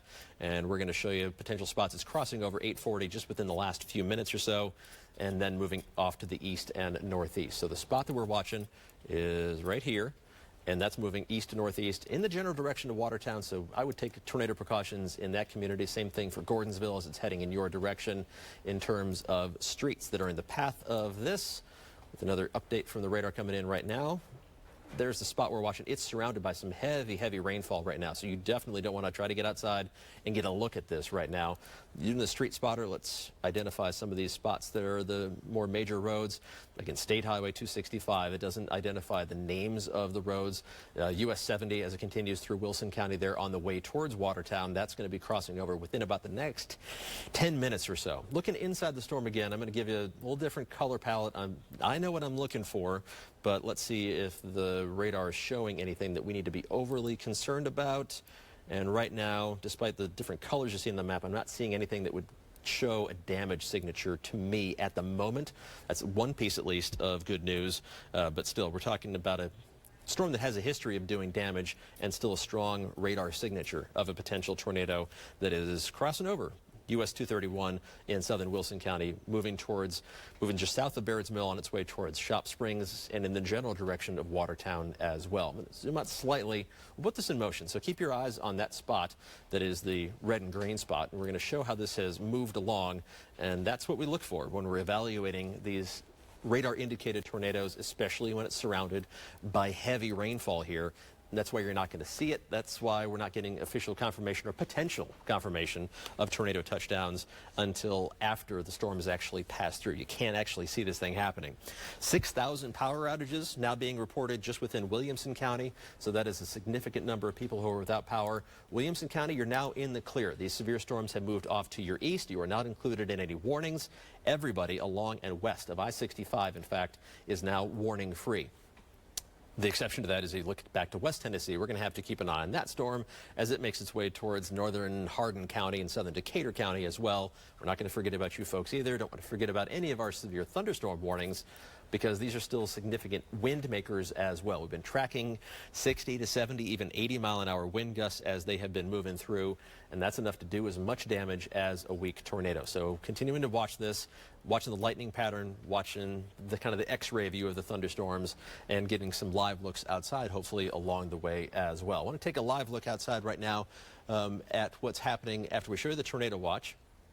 There is that live shot right now from Cool Springs Mall. There's some damage of a tree that either uprooted or just snapped off right at the base. And that is a thick tree, so it shows you the strength of the winds that it takes to do that kind of damage. Our photographer out there getting additional shots. We're using the dash cam to get the pictures you're seeing right now, and he's getting some up-close video. It is okay for him to be out there, even though it's raining, because that severe weather threat has now moved off to the east of Cool Springs. The whole area is under a tornado watch.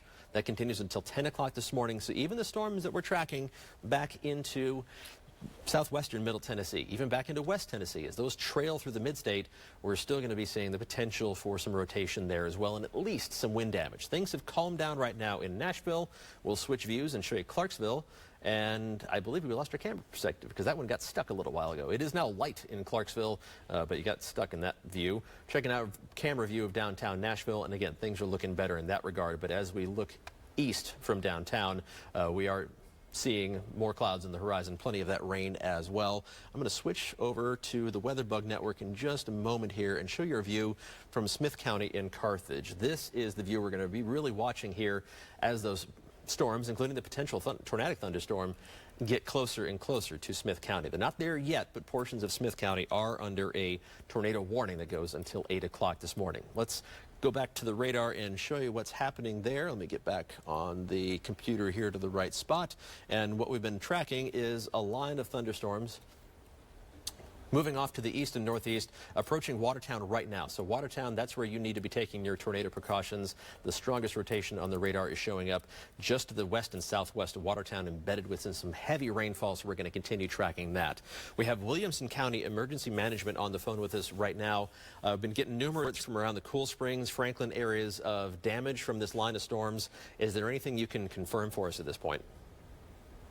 Well, I can confirm that, yes, we have reported damage around the Cool Springs Mall area, some roof damage, I think, to Macy's.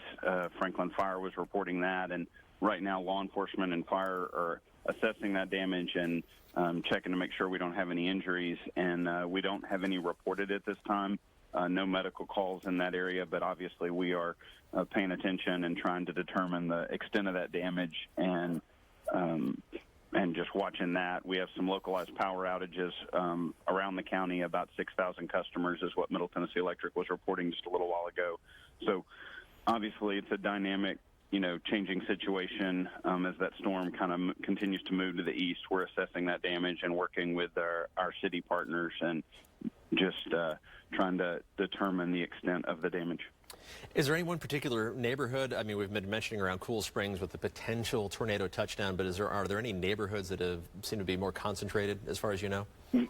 We have not heard specifics on any neighborhood itself. Actually, the mall itself, Target, Macy's, and those kinds of areas there in the mall have been where those initial reports are.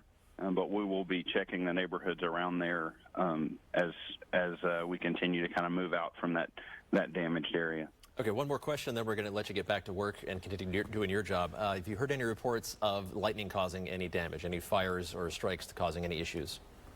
We've not heard any reports of lightning damage. We've had a few fire alarms, which is not unnormal when storms move through and lightning may strike and kind of cause that alarm to go off. But I've not heard any reports this time of actually lightning damage, but there have been a few alarms. And so we'll have to check that as the morning goes on. Okay, that's Mac Purdy, the Williamson County Emergency Management Director. We appreciate your time. We'll let you get back to work, and we're thankful to hear that nobody was injured, as at least of reports so far, even though there was a little bit of damage. Melanie's standing by for a check of traffic. I'm going to get to her in 1 second. I do want to put a quick track on the radar here to keep you updated on the progression of this potential tornado. The signs of rotation have been weakening a little bit here to the southwest of Watertown, but it's still showing up on the radar, and it's moving off at a quick rate. So we want to keep you updated minute by minute here on where you are needing to take cover from this potential tornado. So let me get those spots to pop up on the map here. And here we go. Watertown, basically within the next minute is what the radar is estimating, as we're at 7:38 right now. Community of Grant by 7:44, Brush Creek by 7:44 as well. The next panel, and we'll keep you updated on this even as we start to work a little bit more traffic in, as the situation is weather-wise beginning to improve a little bit around the densely populated parts of the mid-state. 7:47, Hickman by 7:49. That's the community of Hickman, not Hickman County. Gordonsville by about 7:50. So you need to be taking your tornado precautions in those locations, and we will keep you updated minute by minute as the storms continue to work their way to the east and northeast. Again, the rotation is near Watertown. There's still some hail farther south of that, especially just to the north of Las Casas, potentially 1-inch diameter hail moving to the east northeast as well. That's moving in the general direction of Statesville and Liberty and Auburn Town. So Melanie is standing by with a check of traffic, and we'll come back to the radar view in just a moment. But how are the roads looking?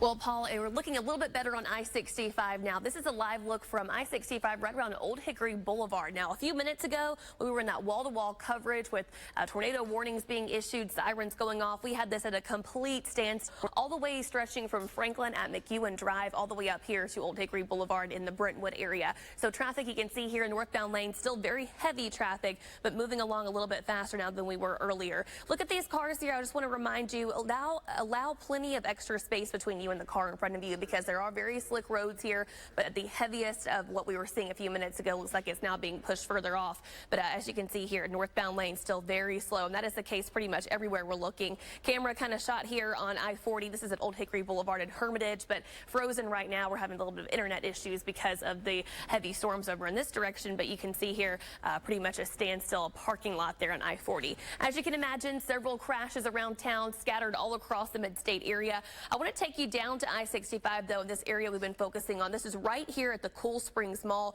right in between Moores Lane and Cool Springs Boulevard. You can still see the northbound lanes very slow here. You're seeing orange and red on the map, but also our southbound lanes here, too. As you're exiting off of Cool Springs Boulevard, we're seeing some stop-and-go traffic there in the southbound lane. So, again, we have heard some possible tornado touchdown here at Cool Springs Mall. We're hearing reports of a lot of cars being lifted around the parking lot, a lot of car damage here as well. I also am hearing reports of along I-65 around Mallory Lane. We are seeing some overhead green interstate signs being blown off of the interstate. So a lot of heavy wind damage there. We've been warning you about that all morning long. That can cause some serious damage there. So I wouldn't be surprised if you run into some debris on the road if you are heading out in the next couple of minutes. Over here on I-40, westbound lanes at Spence Lane, we have a crash here, really slowing down the drive into Nashville. You're going to see some backup from that one. I-24 westbound lanes at Harding Place, also a crash there. One here at Donaldson Pike at Murfreesboro Pike. You can see Murfreesboro Pike very slow going into town. This is usually one of your alternates if you want to avoid I-24. You usually deal with stoplight traffic, but now we're having crashes along here, making that very slow getting into town. Old Hickory Boulevard at Chickering Meadows, we got a crash there right as you get along to Hillsboro Pike. We're seeing an accident there that is slowing us in both directions there on Old Hickory Boulevard, whether you're heading out to Brentwood or Bellevue. Another accident here, 65 northbound at Wedgwood Avenue. You can see 65 I-95 still very slow going here as you're heading up into that I-40 line in Nashville. Right in between 440 and I-40, still very slow in those northbound lanes, so allow yourself plenty of extra time there. We do have several reports of trees down all across the mid-state, so be aware of that. If you're taking some back roads, neighborhood streets, just use caution there. Have your headlights on and your wipers. And again, I mentioned this earlier, allow plenty of extra space between you and the car in front of you. These slick roads make it very easy to hydroplane. Take a look at our traffic flow here. Interstates actually, it looks pretty bad here, but it's actually looking better than it was earlier. I was looking at this about 20 minutes ago, and we're seeing every interstate in red here, indicating very slow stop and go traffic heading inbound. Most all of our inbound lanes heading in from the busier areas still in orange here, as you can see. So check out that map and see where in relation you are to it, how slow your roads are going. If you do have to get out to work this morning, maybe you've postponed your drive-in, that is good. You're taking our advice. Earlier, it was not an ideal drive-in. Still not too ideal, as we are seeing still slow traffic here coming in from Franklin to get you from I-840 to the I-40 line in Nashville. About 40-minute commute right now, and you can see very slow heading in from Brentwood and Cool Springs as well. If you're heading in from Wilson County from the east side, we're still pretty slow here in this area too. 44 minutes in from Lebanon, 31 in from Mount Juliet. And Rutherford County on I-24, you're still pretty slow here with a 45-minute drive in from Murfreesboro. That's to get you from Church Street to I-40.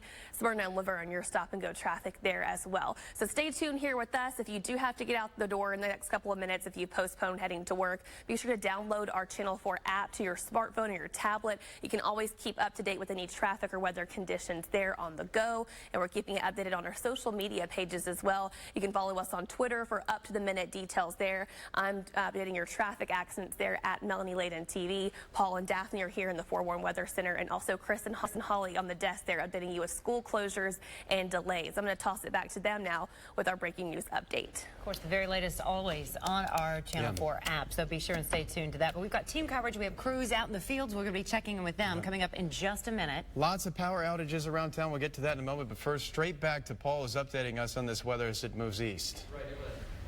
I do want to give you another update on the tornado warning we have for Wilson County and Smith County. That rotation just won't go away. It's near the community of Watertown right now, so let's zoom in that direction here. And this is surrounded by some heavy rainfall. You're not going to be able to see this storm coming. Don't try to go outside and get a look at it. Don't be inspired by Twister or anything, because this is surrounded by some heavy rain, a lot of cloud to ground lightning. South of the rotation, we're talking about a lot of hail. So where is the rotation?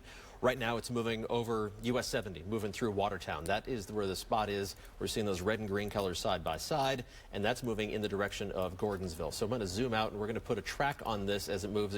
It's moving very fast, and that's the problem when you get these little spin-up tornadoes within a line, and the line itself is just racing along. So it's moving to the east and northeast. I'm going to start it a little past Watertown, and then we're going to move it to the east and northeast at around 65 miles an hour. So that puts us towards New Middleton by 7:49, Old Middleton by 7:49 as well, the community of Hickman by 7:51. We're going to continue down to the next list because we want to show you Gordonsville. That's the largest spot that's in the path of this potentially, 7:52.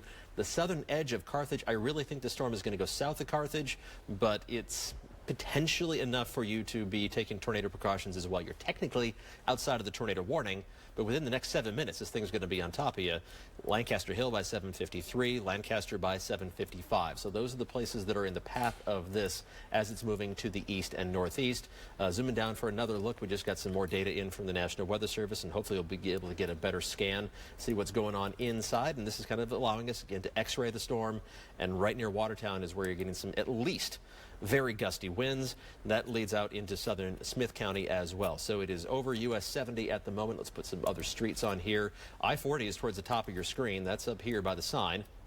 So then farther leading south from that, where it's going to cross over, that's State Highway 53 in southern Smith County. So Tennessee 53, that's going to be the spot that gets crossed over as the storm continues making its way between Watertown and Gordonsville, with that potential rotation still showing up on radar and still surrounded by heavy rain. The large hail is around Alexandria. That is moving east-northeast as well towards Temperance Hall. That's about 1-inch diameter hail that we're concerned about at the moment. So we have a lot going on here. The rest of the mid-state, you're west of I-65, there's not as much going on, but we're still watching the trailing end of this line of thunderstorms that still could intensify, and it's going to lead to some heavier rainfall rates as well because it's kind of training over the same area. The northern edge of this is racing along. The southern edge is kind of the tail and it's, you know, like an alligator tail. This thing is longer than the thing it comes from. It's going to take quite a while to make its way through. The tornado watch has been canceled for a few counties. The Paducah office hasn't canceled any of their counties for reasons that surpass understanding. The threat is over. But northwestern Middle Tennessee, that's where the watch has been canceled for Montgomery County, Houston, Stewart, and Henry counties. And in southern Kentucky, it's Logan and Simpson counties that have been canceled at this point. Threat continues elsewhere. Looking out, this is a picture that was tweeted a little while ago. I just retweeted this. Alvin Kerpal, I hope I'm pronouncing that correctly, took this picture. This is Cool Springs. That is a sizable tree. Looks like it might have been hollow, maybe a little bit dead on the inside. That'll lead it more likely to fall down. But he had another picture as well of some damage, more trees being down. This is obviously in the Cool Springs area outside of Target. Had just reports from emergency management in the Cool Springs area of some damage to Macy's, some roof damage there, and some damage outside of Target, as you just saw as well. Been watching this camera view from Battleground Academy in Franklin. Had some reports of damage in this neighborhood. I'm not sure if this is the most updated image. There have been power outages in Williamson County, over 6,000 at last count, so that may not be the most current image. This is the view from Carthage. We're going to keep a close eye on this because this is pretty much looking at the direction of that potentially tornadic storm that's making its way in from the west and southwest. I believe we have Kim St. Ange on the phone from outside of Williamson County Emergency Management. Is she still there for us? Going on and firehouse going on. Sorry. Okay. This is Kim. Sorry, tell us into her a little bit quickly there. Kim, I know you're inside. They came out and got you. Is that correct when the storm was coming into that portion of Williamson County? Yeah, so about 45 or so minutes ago, Paul, we heard the tornado sirens going off in this area, and I can't even describe to you how strong the wind was. It was an absolute downpour. It was really hard to stand up at that point. Our umbrella was flipping up. That is when the Office of Emergency Management, where we are right now, brought us inside just to be safe. They're actually meeting behind closed doors here. They activated an emergency operations center, which is the first time they've done this in about a year. So it's about 15 or so agencies throughout the metro, like police, fire, NES, Metro Public Schools, who are meeting here and coming up with a game plan, and they are talking with the National Weather Service, making sure they're ahead of this storm and are prepared should something else roll through. So that is where they are right now. We're not allowed to be in there, but they just told me a couple minutes ago, I got an update. They said that they're basically at this point, since it seems like the worst of it has moved through this area, that now they're just looking at possible damage that was reported, and then they'll decide what to do from there. But I want to come show you, if you'll follow me outside this door.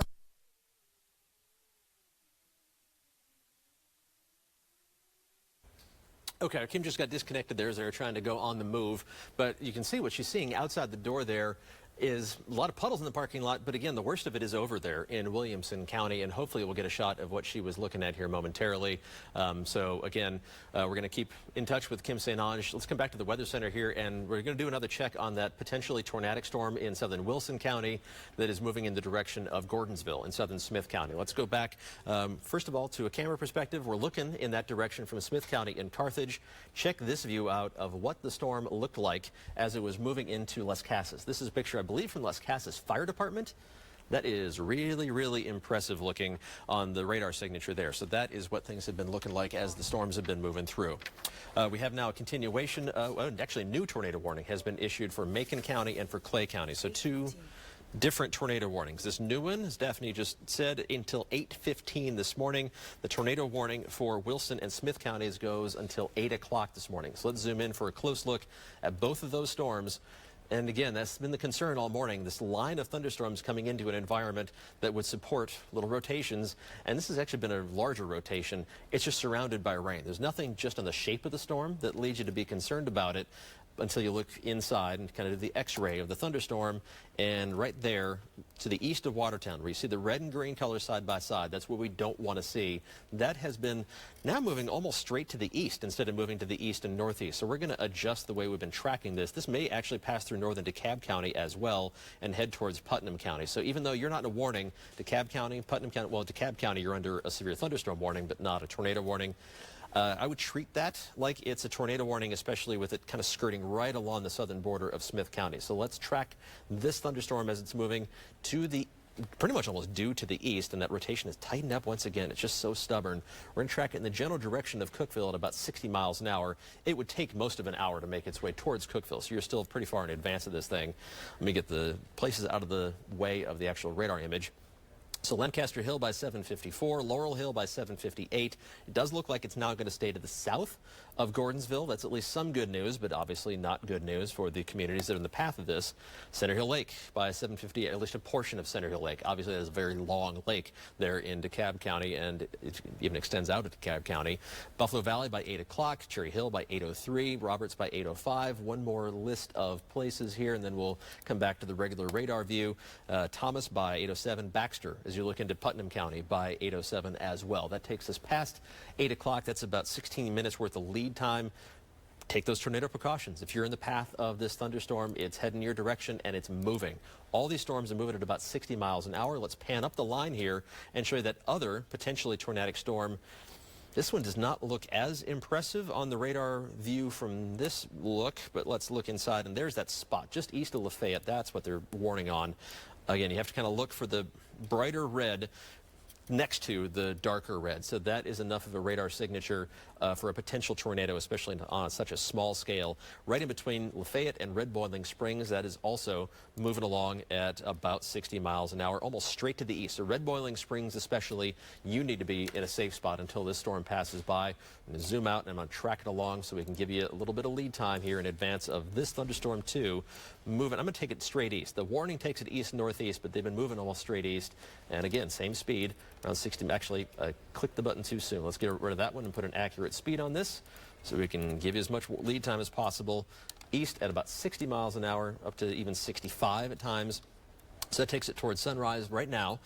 Greenwood 7:53, Red Boiling Springs in minutes. So you need to take your tornado precautions right now. Lowest level, sturdy building, not a mobile home. Even if this isn't actually a tornado, you don't want to be in a mobile home for these thunderstorms. We've been seeing wind gusts on the radar over 80 miles an hour. Jenkins Village by 7:56. Let's put the next panel of spots on the map here for you. And we are taking you towards Clementville by 8:01, Union Hill by 8:02. The next panel down the list from there will show us. Let's go from here and some more spots on the map. We have a new warning about to come out to 8:12 in Salina. So that gives you about 20 minutes worth of warning, slightly less than that. And Daphne, what's that new warning? For Smith, Putnam, DeKalb. And now they've continued that tornado warning farther south for the counties I was just talking about. DeKalb County, Putnam County, and southern Smith County. That now also goes until 8:15 this morning. A report from Smith County that the power is out at Gordonsville High School. That is via Twitter. So we're talking about a little bit of damage there. And a report from earlier from around Cool Springs as the storms are coming through. A little bit of building debris near Costco. That was another report from Twitter. So the circulations continue in both Macon County on its way towards Clay County, and then we have another circulation that continues to just be really stubborn. This one's been a little bit stronger farther down the line. You can pick out the spot on the radar. Man, that really wrapped up in a hurry.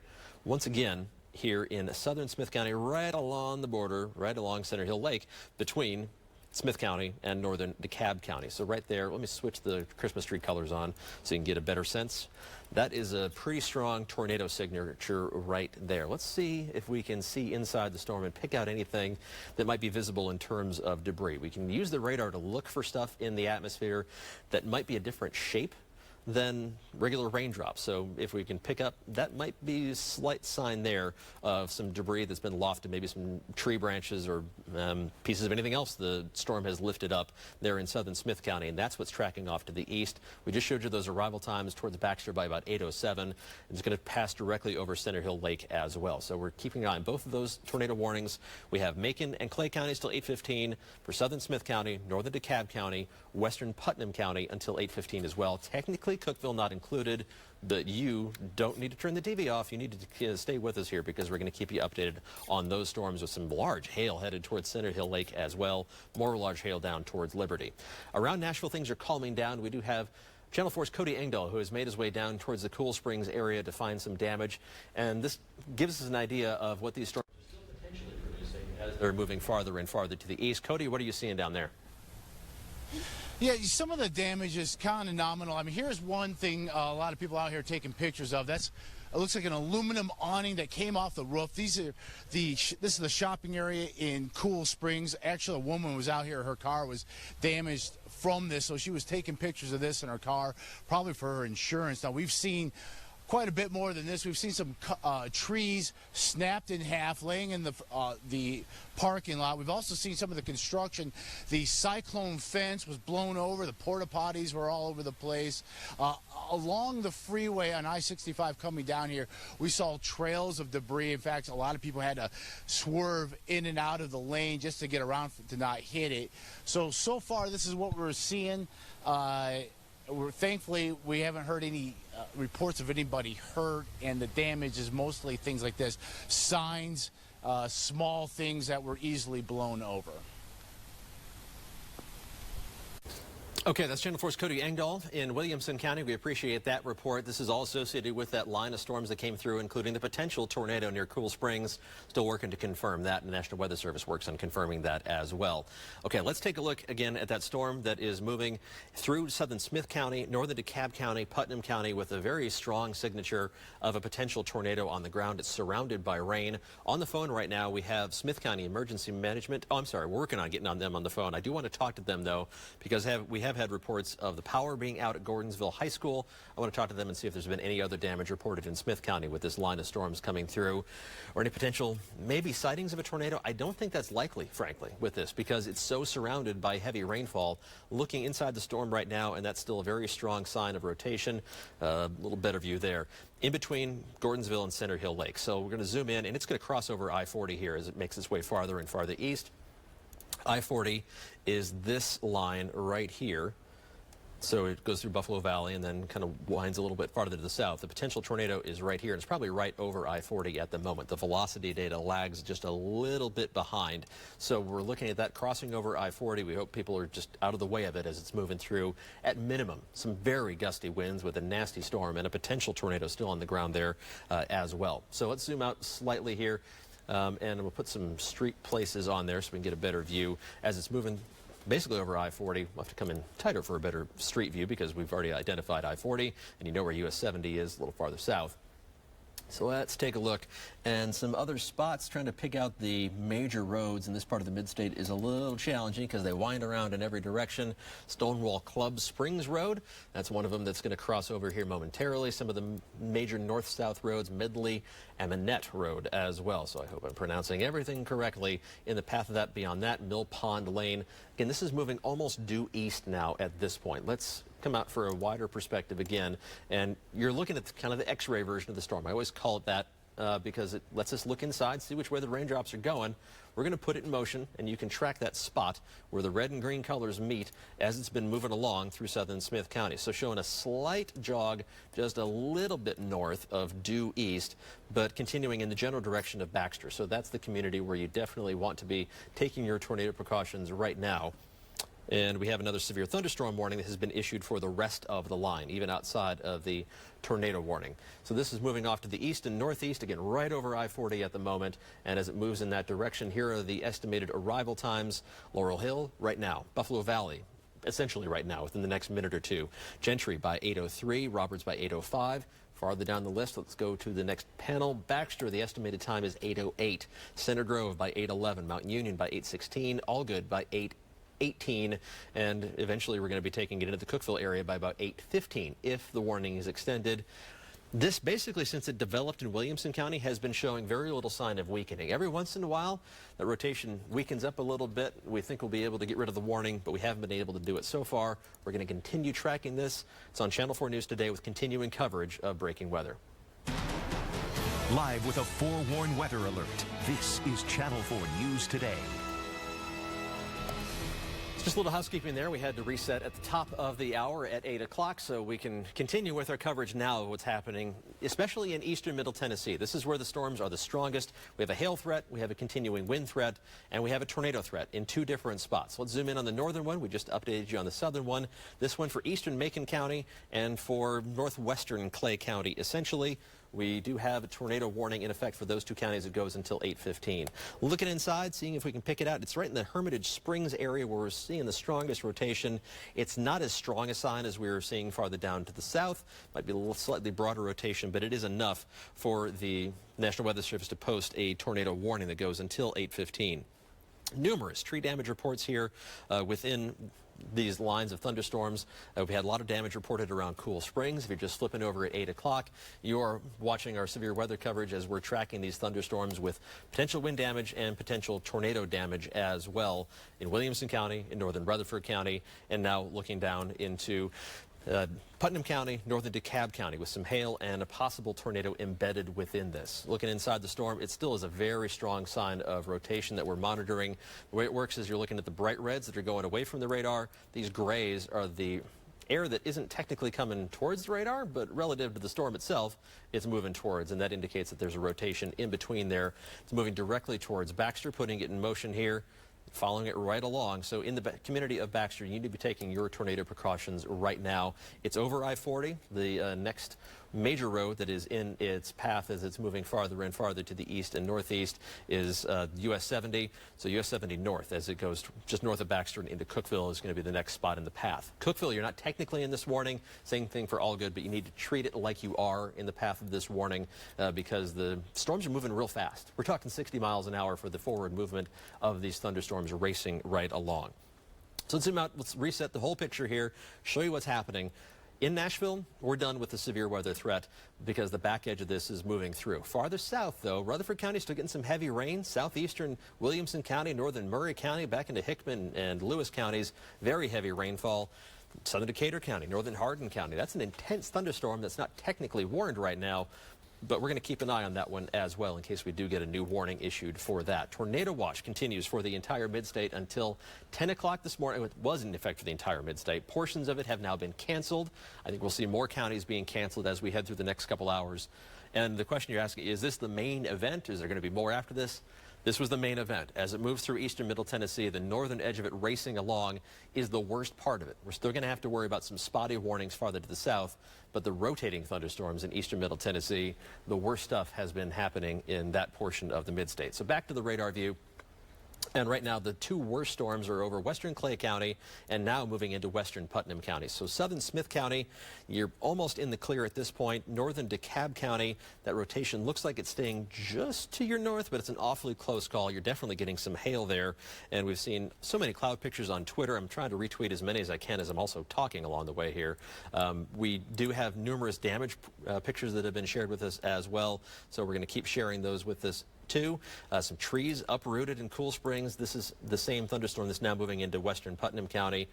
That storm just had a tornado warning issued with it just after 7 o'clock this morning. So that storm has moved from the Cool Springs area to just west of Cookeville in less than an hour. That's how fast they're going. That is racing along. So within that thunderstorm right now, still seeing a very strong signature of rotation to the west of Baxter. It is now within western Putnam County, just barely. So Gordonsville, we can sound the clear for you. Same thing in Carthage in terms of the tornado threat, but it is ramping up right now in the community of Baxter.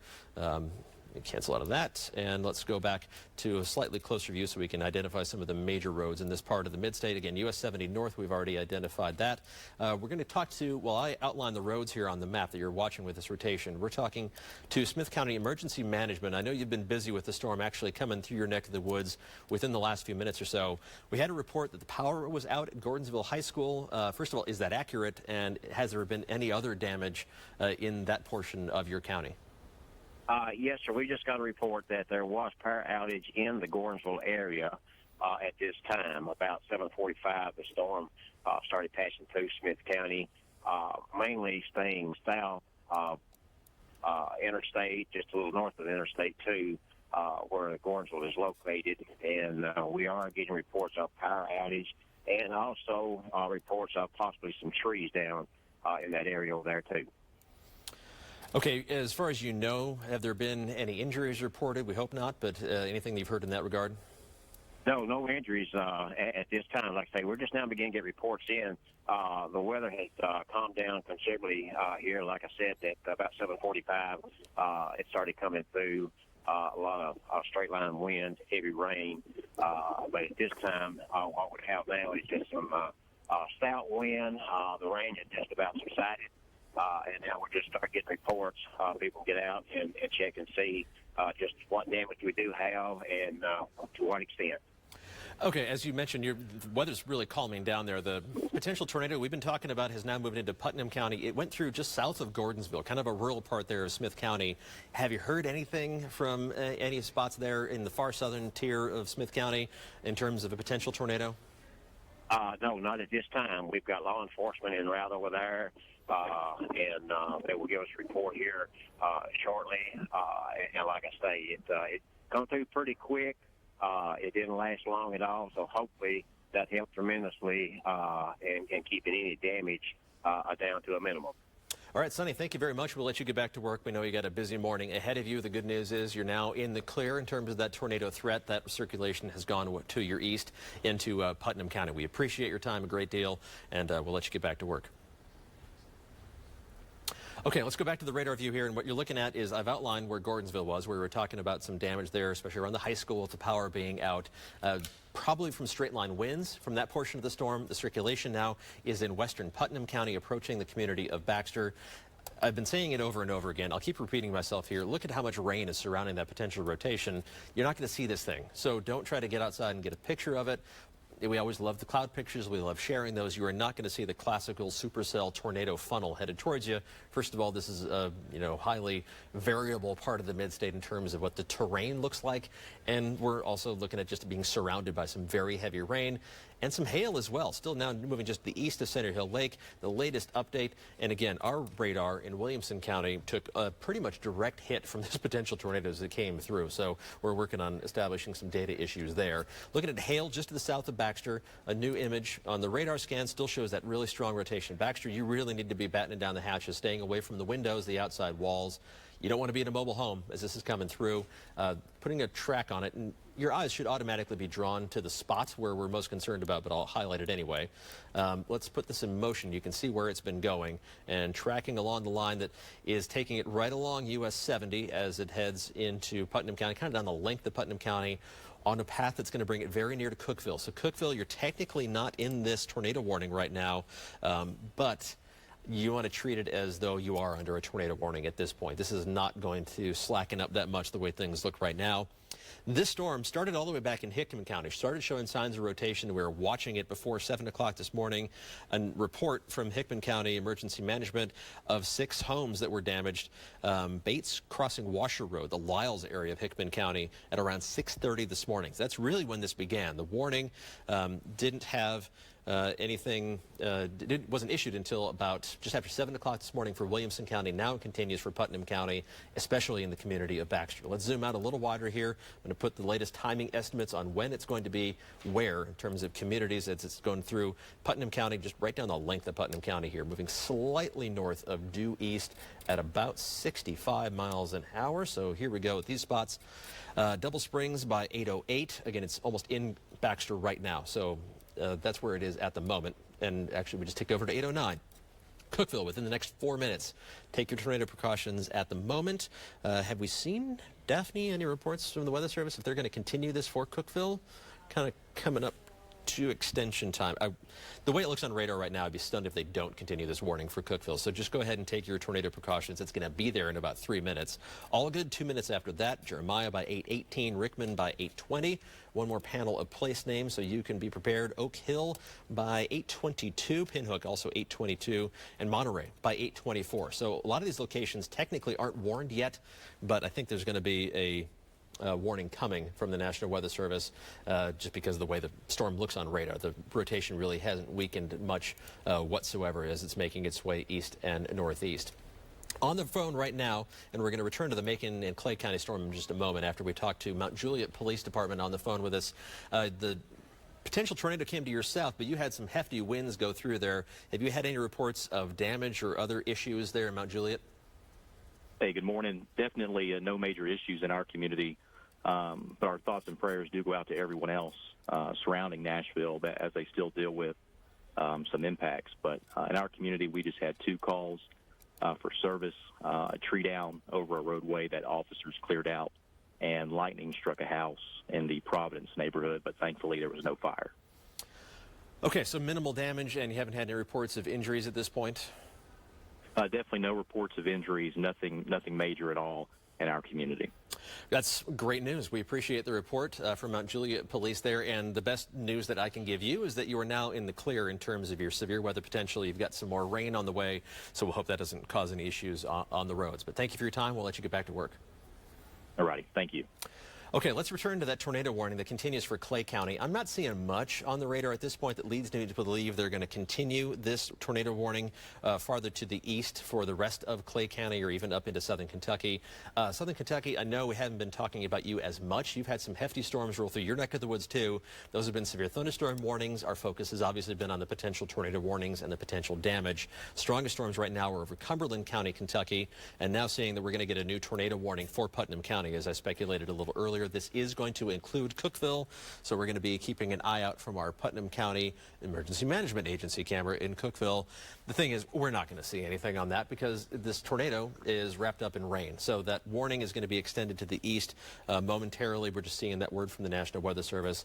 Where the strongest rotation is right now, it's been showing up right around Baxter. We're waiting on a new scan from the radar. Again, it just takes a little while to get all the information processed. It doesn't happen quite as fast as we get just the where is it raining type of data from the radar. That's why there's a slight delay there, but it still tells us what's going on inside of the thunderstorm. So we've had numerous reports. I've been retweeting as many of these as I can of trees, not only branches coming down, but we're just talking about trees being flat out uprooted by these thunderstorms, either from tornado damage or from the possibility of some tornado, straight line wind damage with the wind gusts over 70 miles an hour. Some spots have been indicating over 80 miles an hour as well. So very hefty storms have been rolling through the mid-state throughout the morning as well. I do want to share a picture here. This is from Stewart's Lumber in Cool Springs. I'm going to get past the tornado watch data here. This continued until 10 o'clock this morning. Metro Nashville, I really think we're in the clear at this point. They just haven't canceled it. This is damage from around Stewart's Lumber in Cool Springs. A worker took this coming into work. So Julie Farrar, Amber Lee passed this along to me on Twitter, but you can see that's quite a bit of damage to, it's not a sturdy structure there, but this is why we emphasize being a sturdy structure as the storms are passing by. So we do have a new warning, and then I'm going to toss it back to Holly and Chris for some additional data. We're going to go back. Putnam until 8:45. Okay, till 8:45, not only Putnam County, including Cookeville, but also for southern Overton County and for far southern Jackson County. So just a little sliver at Jackson. Really, Jackson County, you're in the clear. This thing's going to avoid you. It's going to go just north of Cookeville, the way it looks right now, and then over into southern Overton County. So Rickman, Monterey, Cookeville especially, you're in the immediate path of this thunderstorm that is coming in with rotation indicated strongly on the radar. It's going to be moving into Cookeville, basically in all good right now, Rickman right after that. So that is the latest information we have on this storm. This is the same one that produced all that damage in Williamson County over into Rutherford County, southern Wilson County, southern Smith County, northern DeKalb County, now for Putnam County and southern Overton County. You guys have some more damage reports over at the desk.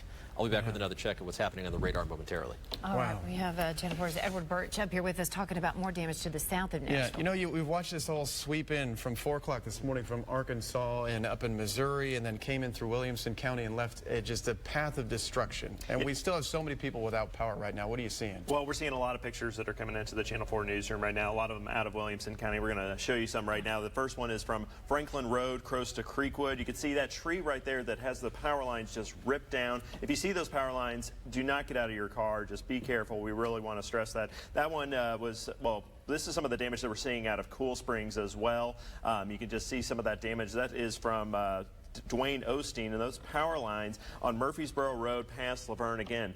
Seeing those down power lines, it's no surprise that we're seeing a lot of power outages as well. And if you do have pictures, be sure to tweet us at WSMV and get us into the newsroom. Let us know where you're seeing damage. And we have crews on the way to go cover some of this damage right now. But again, if you see those down power lines, do not approach them, and contact some of the power providers if you are out of power. All right, so the pictures we want from you, you can send them to PIX, P-I-X, at WSMV.com. Yes, and we'd like to see that. We're seeing a ton of this on social media as we're looking this morning. And that path of destruction, Holly, has really just killed power for a lot of people. Yeah, we've been talking about some of the power outages. The latest numbers, MTEMC, so that's Middle Tennessee Electric, up to about 10,000 right now. NES, almost 2,500. CEMC, Cumberland Electric, that's almost at 10,000 as well. So we want to remind you folks, if you do lose power, we are live streaming on our mobile app, and you can also check that out at WSMV.com, of course. But that's why it's so important to have our Channel 4 app downloaded on your phone. Just load that app up on your phone. You didn't lose power to your phone, so you can still follow us this morning. Yeah, we're looking at some of the maps of the power outages, and this is sort of follows Paul's play-by-play of how this storm has been coming through, like hitting in through Leapers Fork and Franklin, and then, you know, into Nolensville, and it just kind of continues on up, and then there's more out to Wilson and Smith counties still, and I know he keeps following that. Right. CEMC, Cumberland Electric, right now it's mainly east of Clarksville, Springfield area, and then much of Portland, we know, and we wanted to tell you that crews are trying to fix those lines right now. We also know, we've talked with the Wilson County Sheriff, they're talking about a possible tornado touchdown in the Watertown area. So we have crews headed in all directions, team coverage for you to check out the very latest damage reports throughout the area. And of course, we have team coverage right now in the 4-1 Weather Center. Yeah, going to be a lot of cleanup following this as it continues to move out. But for now, back to Paul to find out where it is now. Right now, that same storm that caused all the damage in Williamson County, which seems like a likely tornado at this point, I think we can call it that even without official confirmation, it's still moving through Putnam County, and now I'm seeing a new signature. There may be 2 different circulations with this storm, and a little farther outside of the warned area. Let's go to the 4 live radar, and we're going to zoom in here to the area I'm talking about. Again, on the rain view, it just looks like rain. You have to look inside the storm, and what we're looking at here, 2 different spots where the red and green colors come into close contact. The one we've been tracking near Baxter is the main rotation that is now moving just to the north of Cookeville, but it's going to skirt the Cookeville area. You need to be inside right now. Then farther south, this little spot right here, it's not as strong, but it is still just outside of the warning area, and it's going to skirt through southern Putnam County and far northern White County. So this is about to cross over. It's going to be kind of straddling Highway 111. Tennessee 111 is what it's going to be crossing over in the next couple of minutes. Cookeville is, though, and Allgood, where you need to be taking your tornado precautions as this potential tornado is heading towards you. Same one in Williamson County, same one that we are now hearing potential damage in the Watertown area in southern Wilson County. So kind of skipping along, lifting, and then touching back down. It seems to be the pattern so far. We're going to keep you updated on this storm. This is the only tornado warning that we have right now, so we're going to keep you on that as we head through the morning. But in Cookeville and Allgood, be taking your tornado precautions until this storm passes by. Melanie has an update on what's happening traffic-wise right now, a little closer to Metro Nashville. Melanie? All right, well, it is 8:18 right now, and if you have been staying at home, staying off the roads, thank you for taking our advice, first off. But second off, roads are still looking pretty bad out there. This is a live look here over I-24, right where it comes together with I-440. You can see here, you can make out those flashing lights. That is a police officer there working a crash here off to the side shoulder, and people trying to obey that move over law to give them some space to work this accident. Still very wet roads out there. It's still pretty windy in some spots too. I'm getting a lot of reports from you guys on social media. You've been tweeting me your pictures, sending to me on Facebook of damage and debris in the middle of the road. We have literal interstate signs, overhead street signs, and the ones off to the side telling you what mile marker you're at have been blown over or blown into the road. So we were talking about some heavy storms that have rolled through here in the mid-state area. This is a live look of I-65. This is at Old Hickory Boulevard in Brentwood. Now, earlier we were seeing 65 northbound lanes at a complete standstill. We're starting to pick up a little bit here in the northbound lanes, but you can see there in the distance, still pretty slow the further northbound you get into Nashville. I want to show you the map because we do have several scattered accidents around town. But I first want to take you down to I-65 to this area where we saw earlier. This is the Cool Springs Mall out here. You can kind of see it etched out there in some hatching. This is right in between Moores Lane and Cool Springs Boulevard. Now, earlier we saw the northbound lanes at a complete standstill. Looks like traffic is picking up a little bit more there as you're heading out the door in the northbound lanes. A little bit safer to be out there on 65 now that that most severe storm has passed through. Several accidents out there. I want to take you through those and make sure that you're not going to be stuck in traffic if you are heading out the door in the next couple of minutes. Roselle Parks Boulevard here, right as you're getting onto I-65, got a crash there that police are working. Another one here on 8th Avenue at Chestnut Street. It's affecting our traffic in both directions there. I-65 northbound lanes at I-440, right where those two interstates come together, and you can see the slowing that accident is causing us, and also a little bit there on 440 as well too. So you're going to see some police presence there. I believe we have a TDOT help crew out there as well assisting with that accident, so be sure to move over for that. Another one tying up our traffic here on 24 westbound at 440. That's what I just showed you the live shot of a few minutes ago. And you can see there that westbound traffic trying to get into Nashville, still very slow going there in South Nashville as you're heading into town. Swiss Avenue at Nolensville Pike. You can see Nolensville very backed up here in both directions, so use caution there. We've got a lot of damage reports over in that area as well. And also on I-40, westbound lanes at Stewart's Ferry Pike, you can see some stop and go traffic there for an accident. They've just moved that one off to the side shoulder there, so hopefully traffic can get going a little bit faster in the next couple of minutes. I want to take turn your attention here to Murfreesboro Pike southbound lanes, right as you're crossing over from Davidson County into Rutherford County and Laverne. You see here highlighted in purple, that's the road that is closed right now for a tree that is down. This is Murfreesboro Pike, again, right crossing over into the Rutherford County line. And because of that, you see the northbound lanes are pretty slow there too. Starts picking up a little bit more once you get closer into the Nashville line. But they do have crews out there trying to chop down that tree into pieces so they can remove that debris off of the roadway. Take a look at our interstate traffic. Better than we saw it earlier. The last time we checked in about 30 minutes ago, we were seeing a lot of red on the map. Now we're starting to thin out in some places. More folks are staying off the roads, or they've already gotten to their destination now. Now the heaviest of the storm has rolled away from Metro Nashville, looking a little bit better there. Let's take a look at some of our drive times, though. If you are heading out the door, 65 northbound traffic coming in from Franklin. Your Franklin traffic now, 28-minute commute to get you from I-840 to the I-40 line there in Nashville. Brentwood and Cool Springs traffic picking up a little bit. Wilson County, good morning, folks, to you. You are seeing some slow traffic also coming in from Lebanon, Mount Juliet, about a 31-minute commute in from Lebanon, 20 minutes in from Mount Juliet. That's to get you to where I-40 and I-24 come together. And if you're heading in from Rutherford County, we're still very slow here coming in from Murfreesboro, Church Street to I-40, 40 minutes there. Add on about 10 to 15 minutes on top of that to get you into downtown.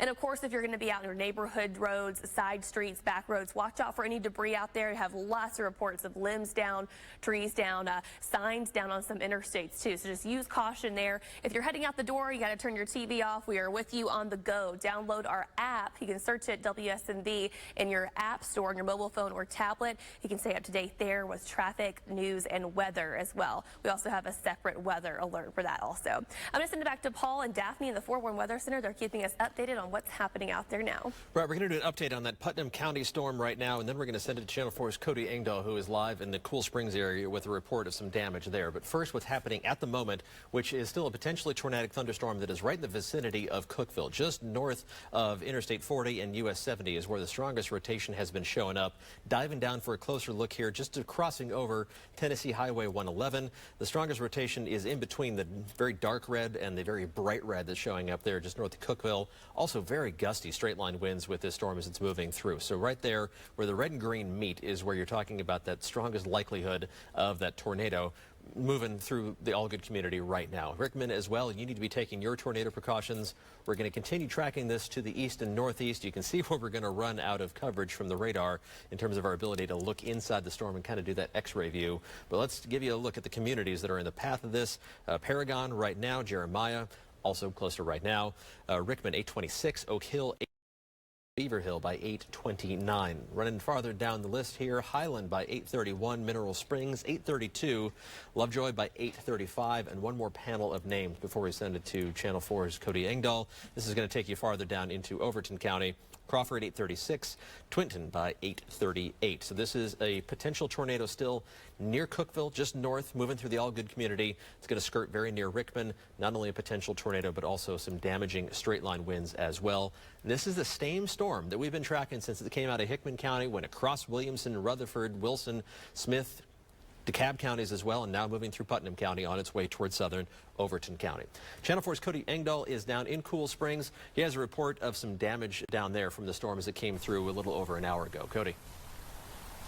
Yeah, this is some of the worst that we've seen so far. So this is the Infinity dealership in Cool Springs. And look at this, man. This storm, that wind came right through here. This is the old Maserati garage they had, and it blew this garage door right off the rails, man, and it came all the way through. And look at here. Here's the other one blown up against us. Now, these are just light aluminum doors, so they can't withstand a whole lot of wind. But check it out. We come out the other side here, and you can see there are trees snapped in half. I looked over there. Thankfully, you know, there's a lot of really expensive cars here, so we're a little concerned about those, but none of them seem to be hit. The things that we saw were mostly like this, blown down signs. We saw an awning over at the Starbucks that had been blown down and hit a woman's car. She was out there. She was not very happy, actually. She was taking pictures of that for her insurance purposes.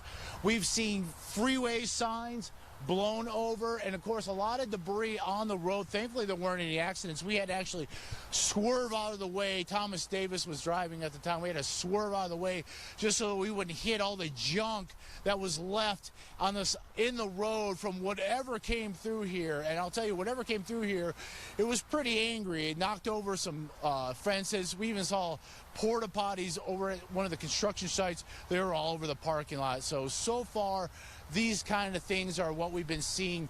Aluminum things, things that caught wind, ripped out, knocked down, trees knocked over, even light posts ripped out of their stands and left on the parking lot ground.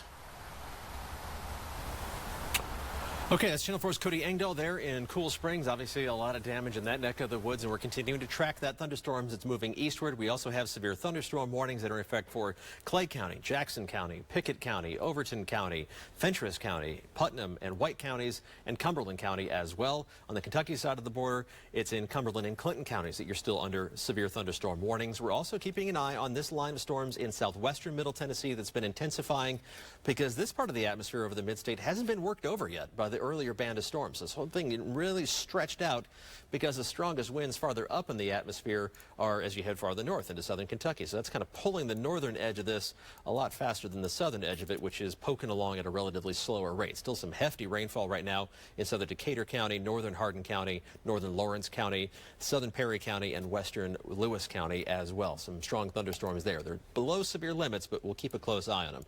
Returning once more to this thunderstorm complex in eastern Middle Tennessee.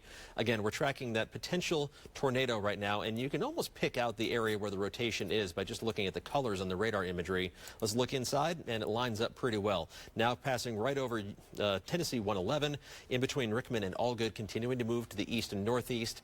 Crawford, you would be next in line within about the next 10 to 15 minutes or so because it continues in that direction. And I do want to show you the tornado watch is in effect for the mid-state until 10 o'clock this morning. Nashville, I really think we're in the clear, but those southern counties where you're still watching the storms intensifying farther down to the south, it's where you still need to stay weather aware through the rest of the morning. This watch continues until 10 o'clock. It might be expanded beyond that time frame. I do want to show you a picture that was sent out by Jason Simpson, who was a meteorologist down in Huntsville, but somebody had sent him a picture of what could potentially be the tornado that hit the Cool Springs area. So this picture was taken by Amanda Jolly on I-65 looking to the north. So this is what we're looking at there, and we're going to keep you posted on that as we work to get confirmation. We have a live view outside right now from Putnam County, and this is in Cookeville, and you're seeing the camera really shaking around, and they're trying to adjust it a little bit. Again, not seeing any potential rotation because it is wrapped up in rain. I'm surprised we've seen as much as we have in terms of pictures of that potential tornado as it came through Williamson County, but even a few pictures in the most densely populated part of the mid-state shows you that it's hard to see. Again, right now this thing is still surrounded mostly by rain. It's to the northeast of Cookeville. In Cookeville itself, directly in Cookeville, we can sound the all clear, but in Rickman, Crawford, it's still on the way towards you as it's going to be moving out of northern Putnam County and into southern Overton County within the next few minutes or so. Severe thunderstorm warnings elsewhere up and down the line. We're talking about the potential for 60-mile-an-hour wind gusts and the potential of some large hail as well. So we're going to come back to the radar view, and there's the new image that's showing up. Some gusty winds that are heading from Clay County into Pickett County. A little band of that extending back down into northeastern Jackson County. That's why you're still included in the warning. No warnings to the southwest of this cluster of counties right now. We extend farther down the line. There are still some strong thunderstorms. I wouldn't be surprised if we get some warnings out of these for Lewis County, into northern Wayne County, and northern Hardin County as well. Lawrence County, you're not quite in it. I inadvertently labeled you earlier, but you're still waiting on this to arrive with some heavy rainfall, and that's about to move into Columbia too. And there's plenty of rain falling right now that's complicating efforts in the Franklin area, Cool Springs, as they're trying to evaluate the damage with heavy rainfall in that part of the mid-state continuing to fall right now. Back to the big picture, reset. Northeastern Middle Tennessee, you're getting the worst of it right now, including the potential tornado that's moving from northern Putnam County into southern Overton County. You folks need to take your tornado precautions.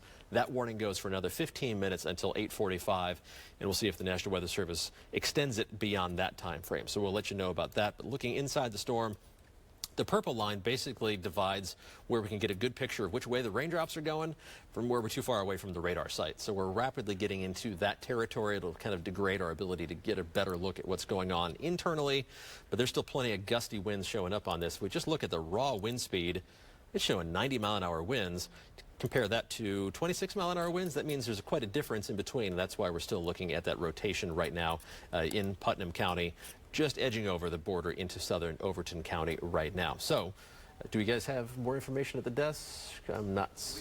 Update you on the power outages. Yes, please. So it's 8:30 here now. We've been on the air literally since 4 o'clock as Paul's been tracking this storm come through. And at last checked, I saw about 22,000 people without power or homes. Is that what you're seeing too, Holly? Right. So MTEMC, close to 10,000. CEMC, around 10,000. NES, about 2,400. I'm also seeing a Nashville Fire Department. They are actually tweeting out, we're talking to them, responding to about 29 power line related calls right now. And they are saying, if you see any lines down, of course, do not approach, but call 911. They need to know about it. That was just a few minutes ago. So they're saying they're responding to 29 power line calls down right now. Rutherford County EMA, by the way, they are saying damage at Smyrna Airport this morning, talking about roof damage there, hangar damage, and in fact, Paul, this is interesting. Earlier you were talking about the massive winds. So the air traffic control, the tower there, evacuated a little after 7 this morning due to those 80-mile-per-hour winds that he was talking about a little earlier out of Rutherford County. So serious situation. We're seeing lots of pictures. We want to keep those coming in this morning. And let's give you another reminder too. If you do see power lines down, stay away. I mean, that should come as a no-brainer, but you don't want to be anywhere near that. And again, report that immediately. But more of these images are going to be coming in throughout the day as we keep an eye on the destruction there and continue to report what happened. Out of the city of Brentwood, we've been showing so much damage down in the Cool Springs area. They're also saying several trees down along Moore's Lane. We know Paul and Melanie both talking about that, Crockett Road and Concord. Obviously very popular roads this morning, so heads up if you are heading out and about. Lots of damage in Wilson County. The sheriff been talking to us. Wilson County EMA talking about out on Sparta Pike, South Commerce Road, Holmes Gap Road, some major problems in Watertown this morning. Clarksville Police talking about power lines, trees down in several locations throughout that city there in Montgomery County as well. Yeah, and you have that possible tornado at Cool Springs, another possible tornado out at Wilson County near Watertown. So, and you're looking at some of the damage there. We'll continue to show you these, but send them to us, pictures and video. If you can do that safely, just send that to us at PIX, that's P-I-X, at WSMV.com. All right, Paul, what do you got? We're going to keep you updated on that still potentially tornadic storm moving through eastern middle Tennessee. It's now almost out of Putnam County into Overton County. As it's moved through Putnam County, a couple reports from emergency managers there. A rain-wrapped rotation near Upperman High School. No confirmation of a touchdown anywhere in Putnam County yet at this point, but at least rotation being spotted. And then there was a tree uprooted on the north end of Cookeville, which was the side of town we were talking about for that potential tornado. At least enough wind, if not a tornado, to uproot a tree on East 12th Street there on the north side of Cookeville. So the National Weather Service just saying they're going to go out and conduct some damage assessment surveys this afternoon, probably again tomorrow. They're looking at a number of spots, and they just shared that on their Facebook page if you're curious about it. But for right now, we're still concerned about the potential tornado warning that's ongoing right now. That rotation has just been stubborn. Now, it looks a little bit weaker. You don't see the bright greens and reds side by side anymore, but by the time you're looking at a spot that's this far away from the radar site, you're looking a few thousand feet up in the cloud, probably about 5,000 feet off the ground, honestly. So this is still a strongly rotating storm, and it's moving through southern Rutherford County. Let's track it to the east. I'm going to zoom out a little bit so you can get a better sense of where we're going, and we're going to put a storm track on this so you can get an idea of the communities that are in the path of it as it makes its way to the east and northeast. Still racing right along at about 65 miles an hour. So Highland right now, Green Pond within the next 3 minutes, Lovejoy also in the next 3 minutes, Crawford by 8:39. So you're one of the larger spots in the path of this as it crosses over US 127 as it makes its way into Fentress County.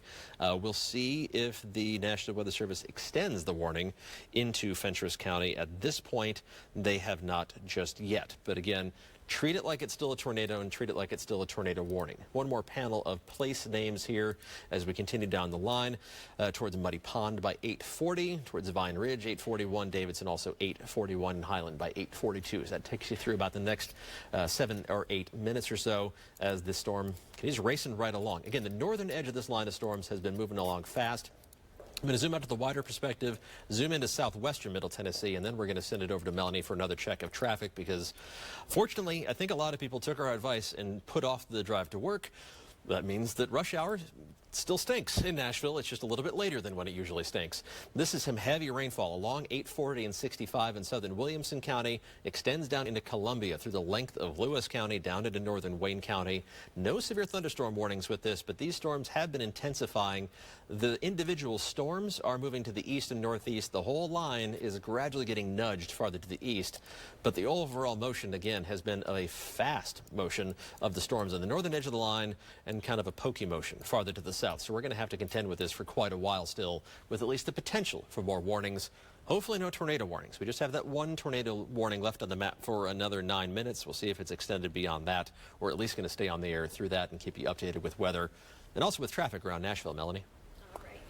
All right, yes, Paul, our traffic here, it's like we're still in rush hour. It's 8:36 right now, and even though rush hour typically is the busiest around 7:30, closer to 8, and usually thinning out at this point, Paul's right. A lot of people did listen to our warnings, and thank you for doing so. I mean, you potentially saved a lot of time and possibly even lives out there. It was a very dangerous situation to be out there on the roadways. We didn't see as many accidents as I was imagining we would see, and a lot of that because you did stay off the roads. We do have a couple of them now because we do have slick roads out there still very wet, very easy to hydroplane. This is I-24 at 440. You can see police still on scene here of this accident that is off to the side shoulder, but look how slow our traffic is moving. That is because people are trying to obey that move over law. Also, you just want to take it slow anyway because we do have a lot of traffic, and wet roads out there does not equal a very easy commute for us. A lot of people kept their kids home from school from Metro Nashville schools because they did not delay this morning. So a lot of people are taking their kids to school right now too. This is how the drive is looking on I-24 westbound lanes at Harding Place. You can see there getting into Nashville, moving a little bit under the speed limit. However, if you're in the eastbound lanes heading closer toward Rutherford County, you're looking okay this morning without any major issues there. Here's a look at our accident map. We still have a lot of crashes around town. I'm going to point out just the key ones and the key slow areas for you because there are just too many to name off all of them. This is a look at Franklin. You can see some spotty traffic up here all the way Hillsborough, taking it all the way into Nashville. We're seeing it both in the north and southbound lanes there, so try to avoid that area if you can. We've got multiple reports of debris, tree limbs in the roads there, some cars that have pushed their cars off to the sides of the road too there for a couple of scattered crashes. Also, Franklin Road a little slow as you're getting up northbound. It starts to thin out closer once it starts running parallel to I-65. I want to take you over to Murfreesboro Pike in South Nashville. This is as you're crossing over down into Laverne there from Davidson County into Rutherford County. You can see here what's highlighted in purple. That is a road closure there. That is because we do have trees down in the roadways, and you can see a lot of backup from that. Police are having to divert you off of the road and turn you around. It's also slowing down the northbound lanes too. This is right where Murfreesboro Pike and Waldron Road intersect. Again, that is right as you're crossing into Rutherford County. So try to avoid that area if you can this morning. That's going to set you back a little bit. A couple of crashes to warn you about. I-65 northbound at I-440. You can see how slow that's causing those northbound lanes to go there. Right at Berry Hill, there's been some ongoing construction work there too. I-24 westbound lanes at 440 starting to thin out a little bit more here, but I just showed you that live look. It is off to the side shoulder, but still a lot of stop and go there. Starting to look a little bit better here on 40 coming in from the Hermitage and Donaldson areas. This is 40 at Stewart's Ferry Pike. We got a crash here at the clearing stages, but still some slow traffic there moving inbound to Nashville. So we're going to keep an eye on all those accidents for you. I want to show you the big picture though. Here's our traffic flow, as you can see, looking much better on the north side of town. Pretty much fast and clear interstates there on 24 and 65 inbound. Still a little bit slow here heading in from Brentwood, South Nashville, Antioch area, and a little bit here in Bellevue on I-40 as you're getting into town. Also, I just showed you there those accidents here on 40 slowing you down as you're heading inbound, coming in from Hermitage into where 40 and Broadley Parkway meet. Also here 40 and 24, you can see the little bit of red there all the way in through Fessler's Lane. Here's a look at your drive times. Franklin traffic 30 minutes to get you from I-840 to the I-40 line. Murfreesboro looking all right here. Church Street to I-40, 37 minutes. And we're starting to thin out here coming in from Dixon and Clarksville, looking a little bit better there this morning than we were earlier. I am on social media retweeting all of your pictures you're sending in, any traffic reports. Please keep those coming. You are the eyes and ears of our roads. You can follow me there on Facebook and Twitter. I'm retweeting your pictures there. We're also online, WSMV.com. Be sure to follow us there. Also on our Channel 4 app, download it to your phone and take us with you on the go. You can get any updated traffic accidents, weather alerts there, and any breaking news that comes into our studio as well. That's a look at your latest traffic report. I'm going to send it back to Paul and Daphne in the Fort Warren Weather Center for an update of what's going on out there. All right, we're still kind of evaluating the damage reports as those are coming in to us via the National Weather Service, via our assignment editors making calls and checking on that. Some of the latest ones, one person injured, a 12-year-old boy injured in Montgomery County after a tree fell through a mobile home on Riley Road there in Clarksville. Unfortunately, there we obviously hope he's okay. Possible tornado damage from earlier in Hickman County as we were first tracking this thunderstorm as it was moving through northern Hickman County. We're talking about the Hackett Valley Road area there. Still is a tornado warning for another 5 minutes technically for southern Overton County and northern Putnam County. This one's going to expire, and it's not going to be continued. The rotation has finally weakened enough, partly because it's kind of outraced the unstable part of the atmosphere, partly because it gets into the higher terrain and just gets torn apart. But either way, the rotation has now weakened that the National Weather Service is going to allow this tornado warning to expire. We still have severe thunderstorm warnings in effect right now for Clinton County, Kentucky, a little sliver of Cumberland County, Kentucky, but you're in the clear now. Pickett County, Fentress and Overton counties, Putnam County, White County, and Cumberland County, Tennessee. The strongest thunderstorms right now, a couple different bands here from southern Clinton County through Pickett County into northern Overton County. Gusty winds over 60 miles an hour. Still certainly possible there. Stay inside a sturdy structure until those pass by. And then we have some strong winds also possible in Cumberland County, just to the west and northwest of Crossville. So again, same advice. Stay inside until those storms pass by. We're going to send it out momentarily. I'm going to give him about a 15-second heads up to Channel 4 photojournalist Nikki Jennings, who is out in Williamson County checking on some damage. This is off of Concord Road in Brentwood. And Nikki, you are seeing some serious damage there. Take us through what you're looking at there. Well, I came from South Barry's Chapel, Paul, and I came over the mountain, as they call it over there, and I just came straight up to Concord Road. And as I was going over to Pettis Road, I noticed all this damage on the roof partly taken off this house, the trees, big trees taken down. But even on my way over here, I noticed how I could see to the right of me the path, how it came just straight through here, and trees uprooted. There's a house even next to me that has a big tree laying on top of it. And then as I went on down Concord Road and zigzagged through, I could still see damage. The tree is down over across road. Brentwood Police is out here in places. And then as I crossed over into Davidson County, I could see the fire department, and there's trees there. Williamson County and Davidson County crews out cutting trees up as quick as possible. I'm on the 9700 block of Concord Road here, and I just talked to the homeowner, and he said that it just came through really, really quick. And I noticed it this morning as I could see it coming, and I stopped and got under at Southbury Chapel Church down there, and I grabbed my camera, I set it out there, and I mean the wind was just unbelievable, just blowing, and then it started hailing, and I had to tuck in behind the building, and I mean the wind and the rain was just fierce, and then I guess it traveled on this way and just, laid destruction on a lot of people's homes and property. Paul. Okay, that's Channel 4 photojournalist Nikki Jennings there off Concord Road in Brentwood. Thank you for the report. We're glad you're okay after kind of trying to ride that one out, and obviously a lot of damage there. Feel bad for those folks. A lot of stuff to clean up. We hope they're okay there. So thanks, Nikki. We'll let you get back to work, and I'm sure he's going to be checking out some more spots there in Williamson County. That's where we've seen a lot of these damage reports, but it goes far to the west as Hickman County. It goes as far to the east that we've had damage reports as Putnam County. So along this entire path, let's zoom in for a closer look, and I'm going to take a look and see if we can take a look at the shear path along this as we've been seeing it.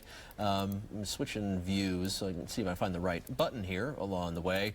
It's freaking out at me a little bit here. The display is starting to show me. There we go, shear swath.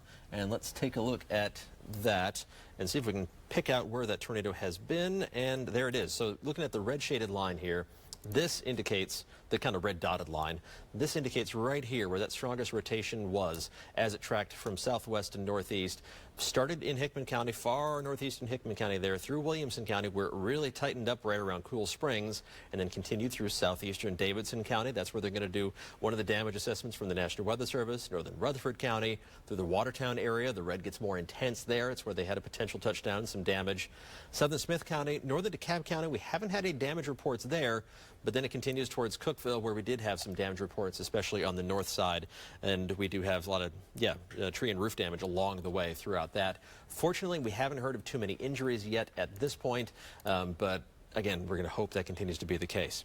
So, severe thunderstorm warning, a new one now, has been posted until 9:30. We are going to stop out of our continuing coverage at 9 o'clock because we don't have any tornado warnings left on the map at this point. We're going to keep you updated on the severe thunderstorm warnings during our regularly scheduled cut-ins during the Today Show during the 9 o'clock hour. And if any more tornado warnings are issued, we'll be back in to let you know right away. So this is a new tornado warning to continue the eastward progress of this line of storms for Cumberland County, Fentress County, far eastern Putnam and White counties. This is basically just the same line of storms, so just a new warning to replace the old one. So the eastern arm here of Pickett County, all of Fentress County, southeastern Overton County, far eastern Putnam County and eastern White County, and then most of Cumberland County. The most intense part of the line of storms here is moving towards Crossville. I think we're a little too far away to get an estimate of velocity data, but let's give it a shot, see if we can figure it out. Yeah, still estimating 73-mile-an-hour winds there. Now, that's pretty far off ground level by the time we're this far away from the radar site, but it still shows that these storms are big-time wind makers as they're moving through. Now, this is the same portion of the line of storms a little farther north. It had the rotation. That has now weakened. Back down the line as we look into southwestern Middle Tennessee, and I'm going to toss it over to our anchors here in just a moment. I know Edward Birch is standing by with some more reports here in a second, but we're going to give him about 90 seconds to get ready. We do have some hefty thunderstorms still ongoing in southern Middle Tennessee. Along 840, just east of I-65 here in southern Williamson County, it is raining heavily, and that is going to make its way through Rutherford County.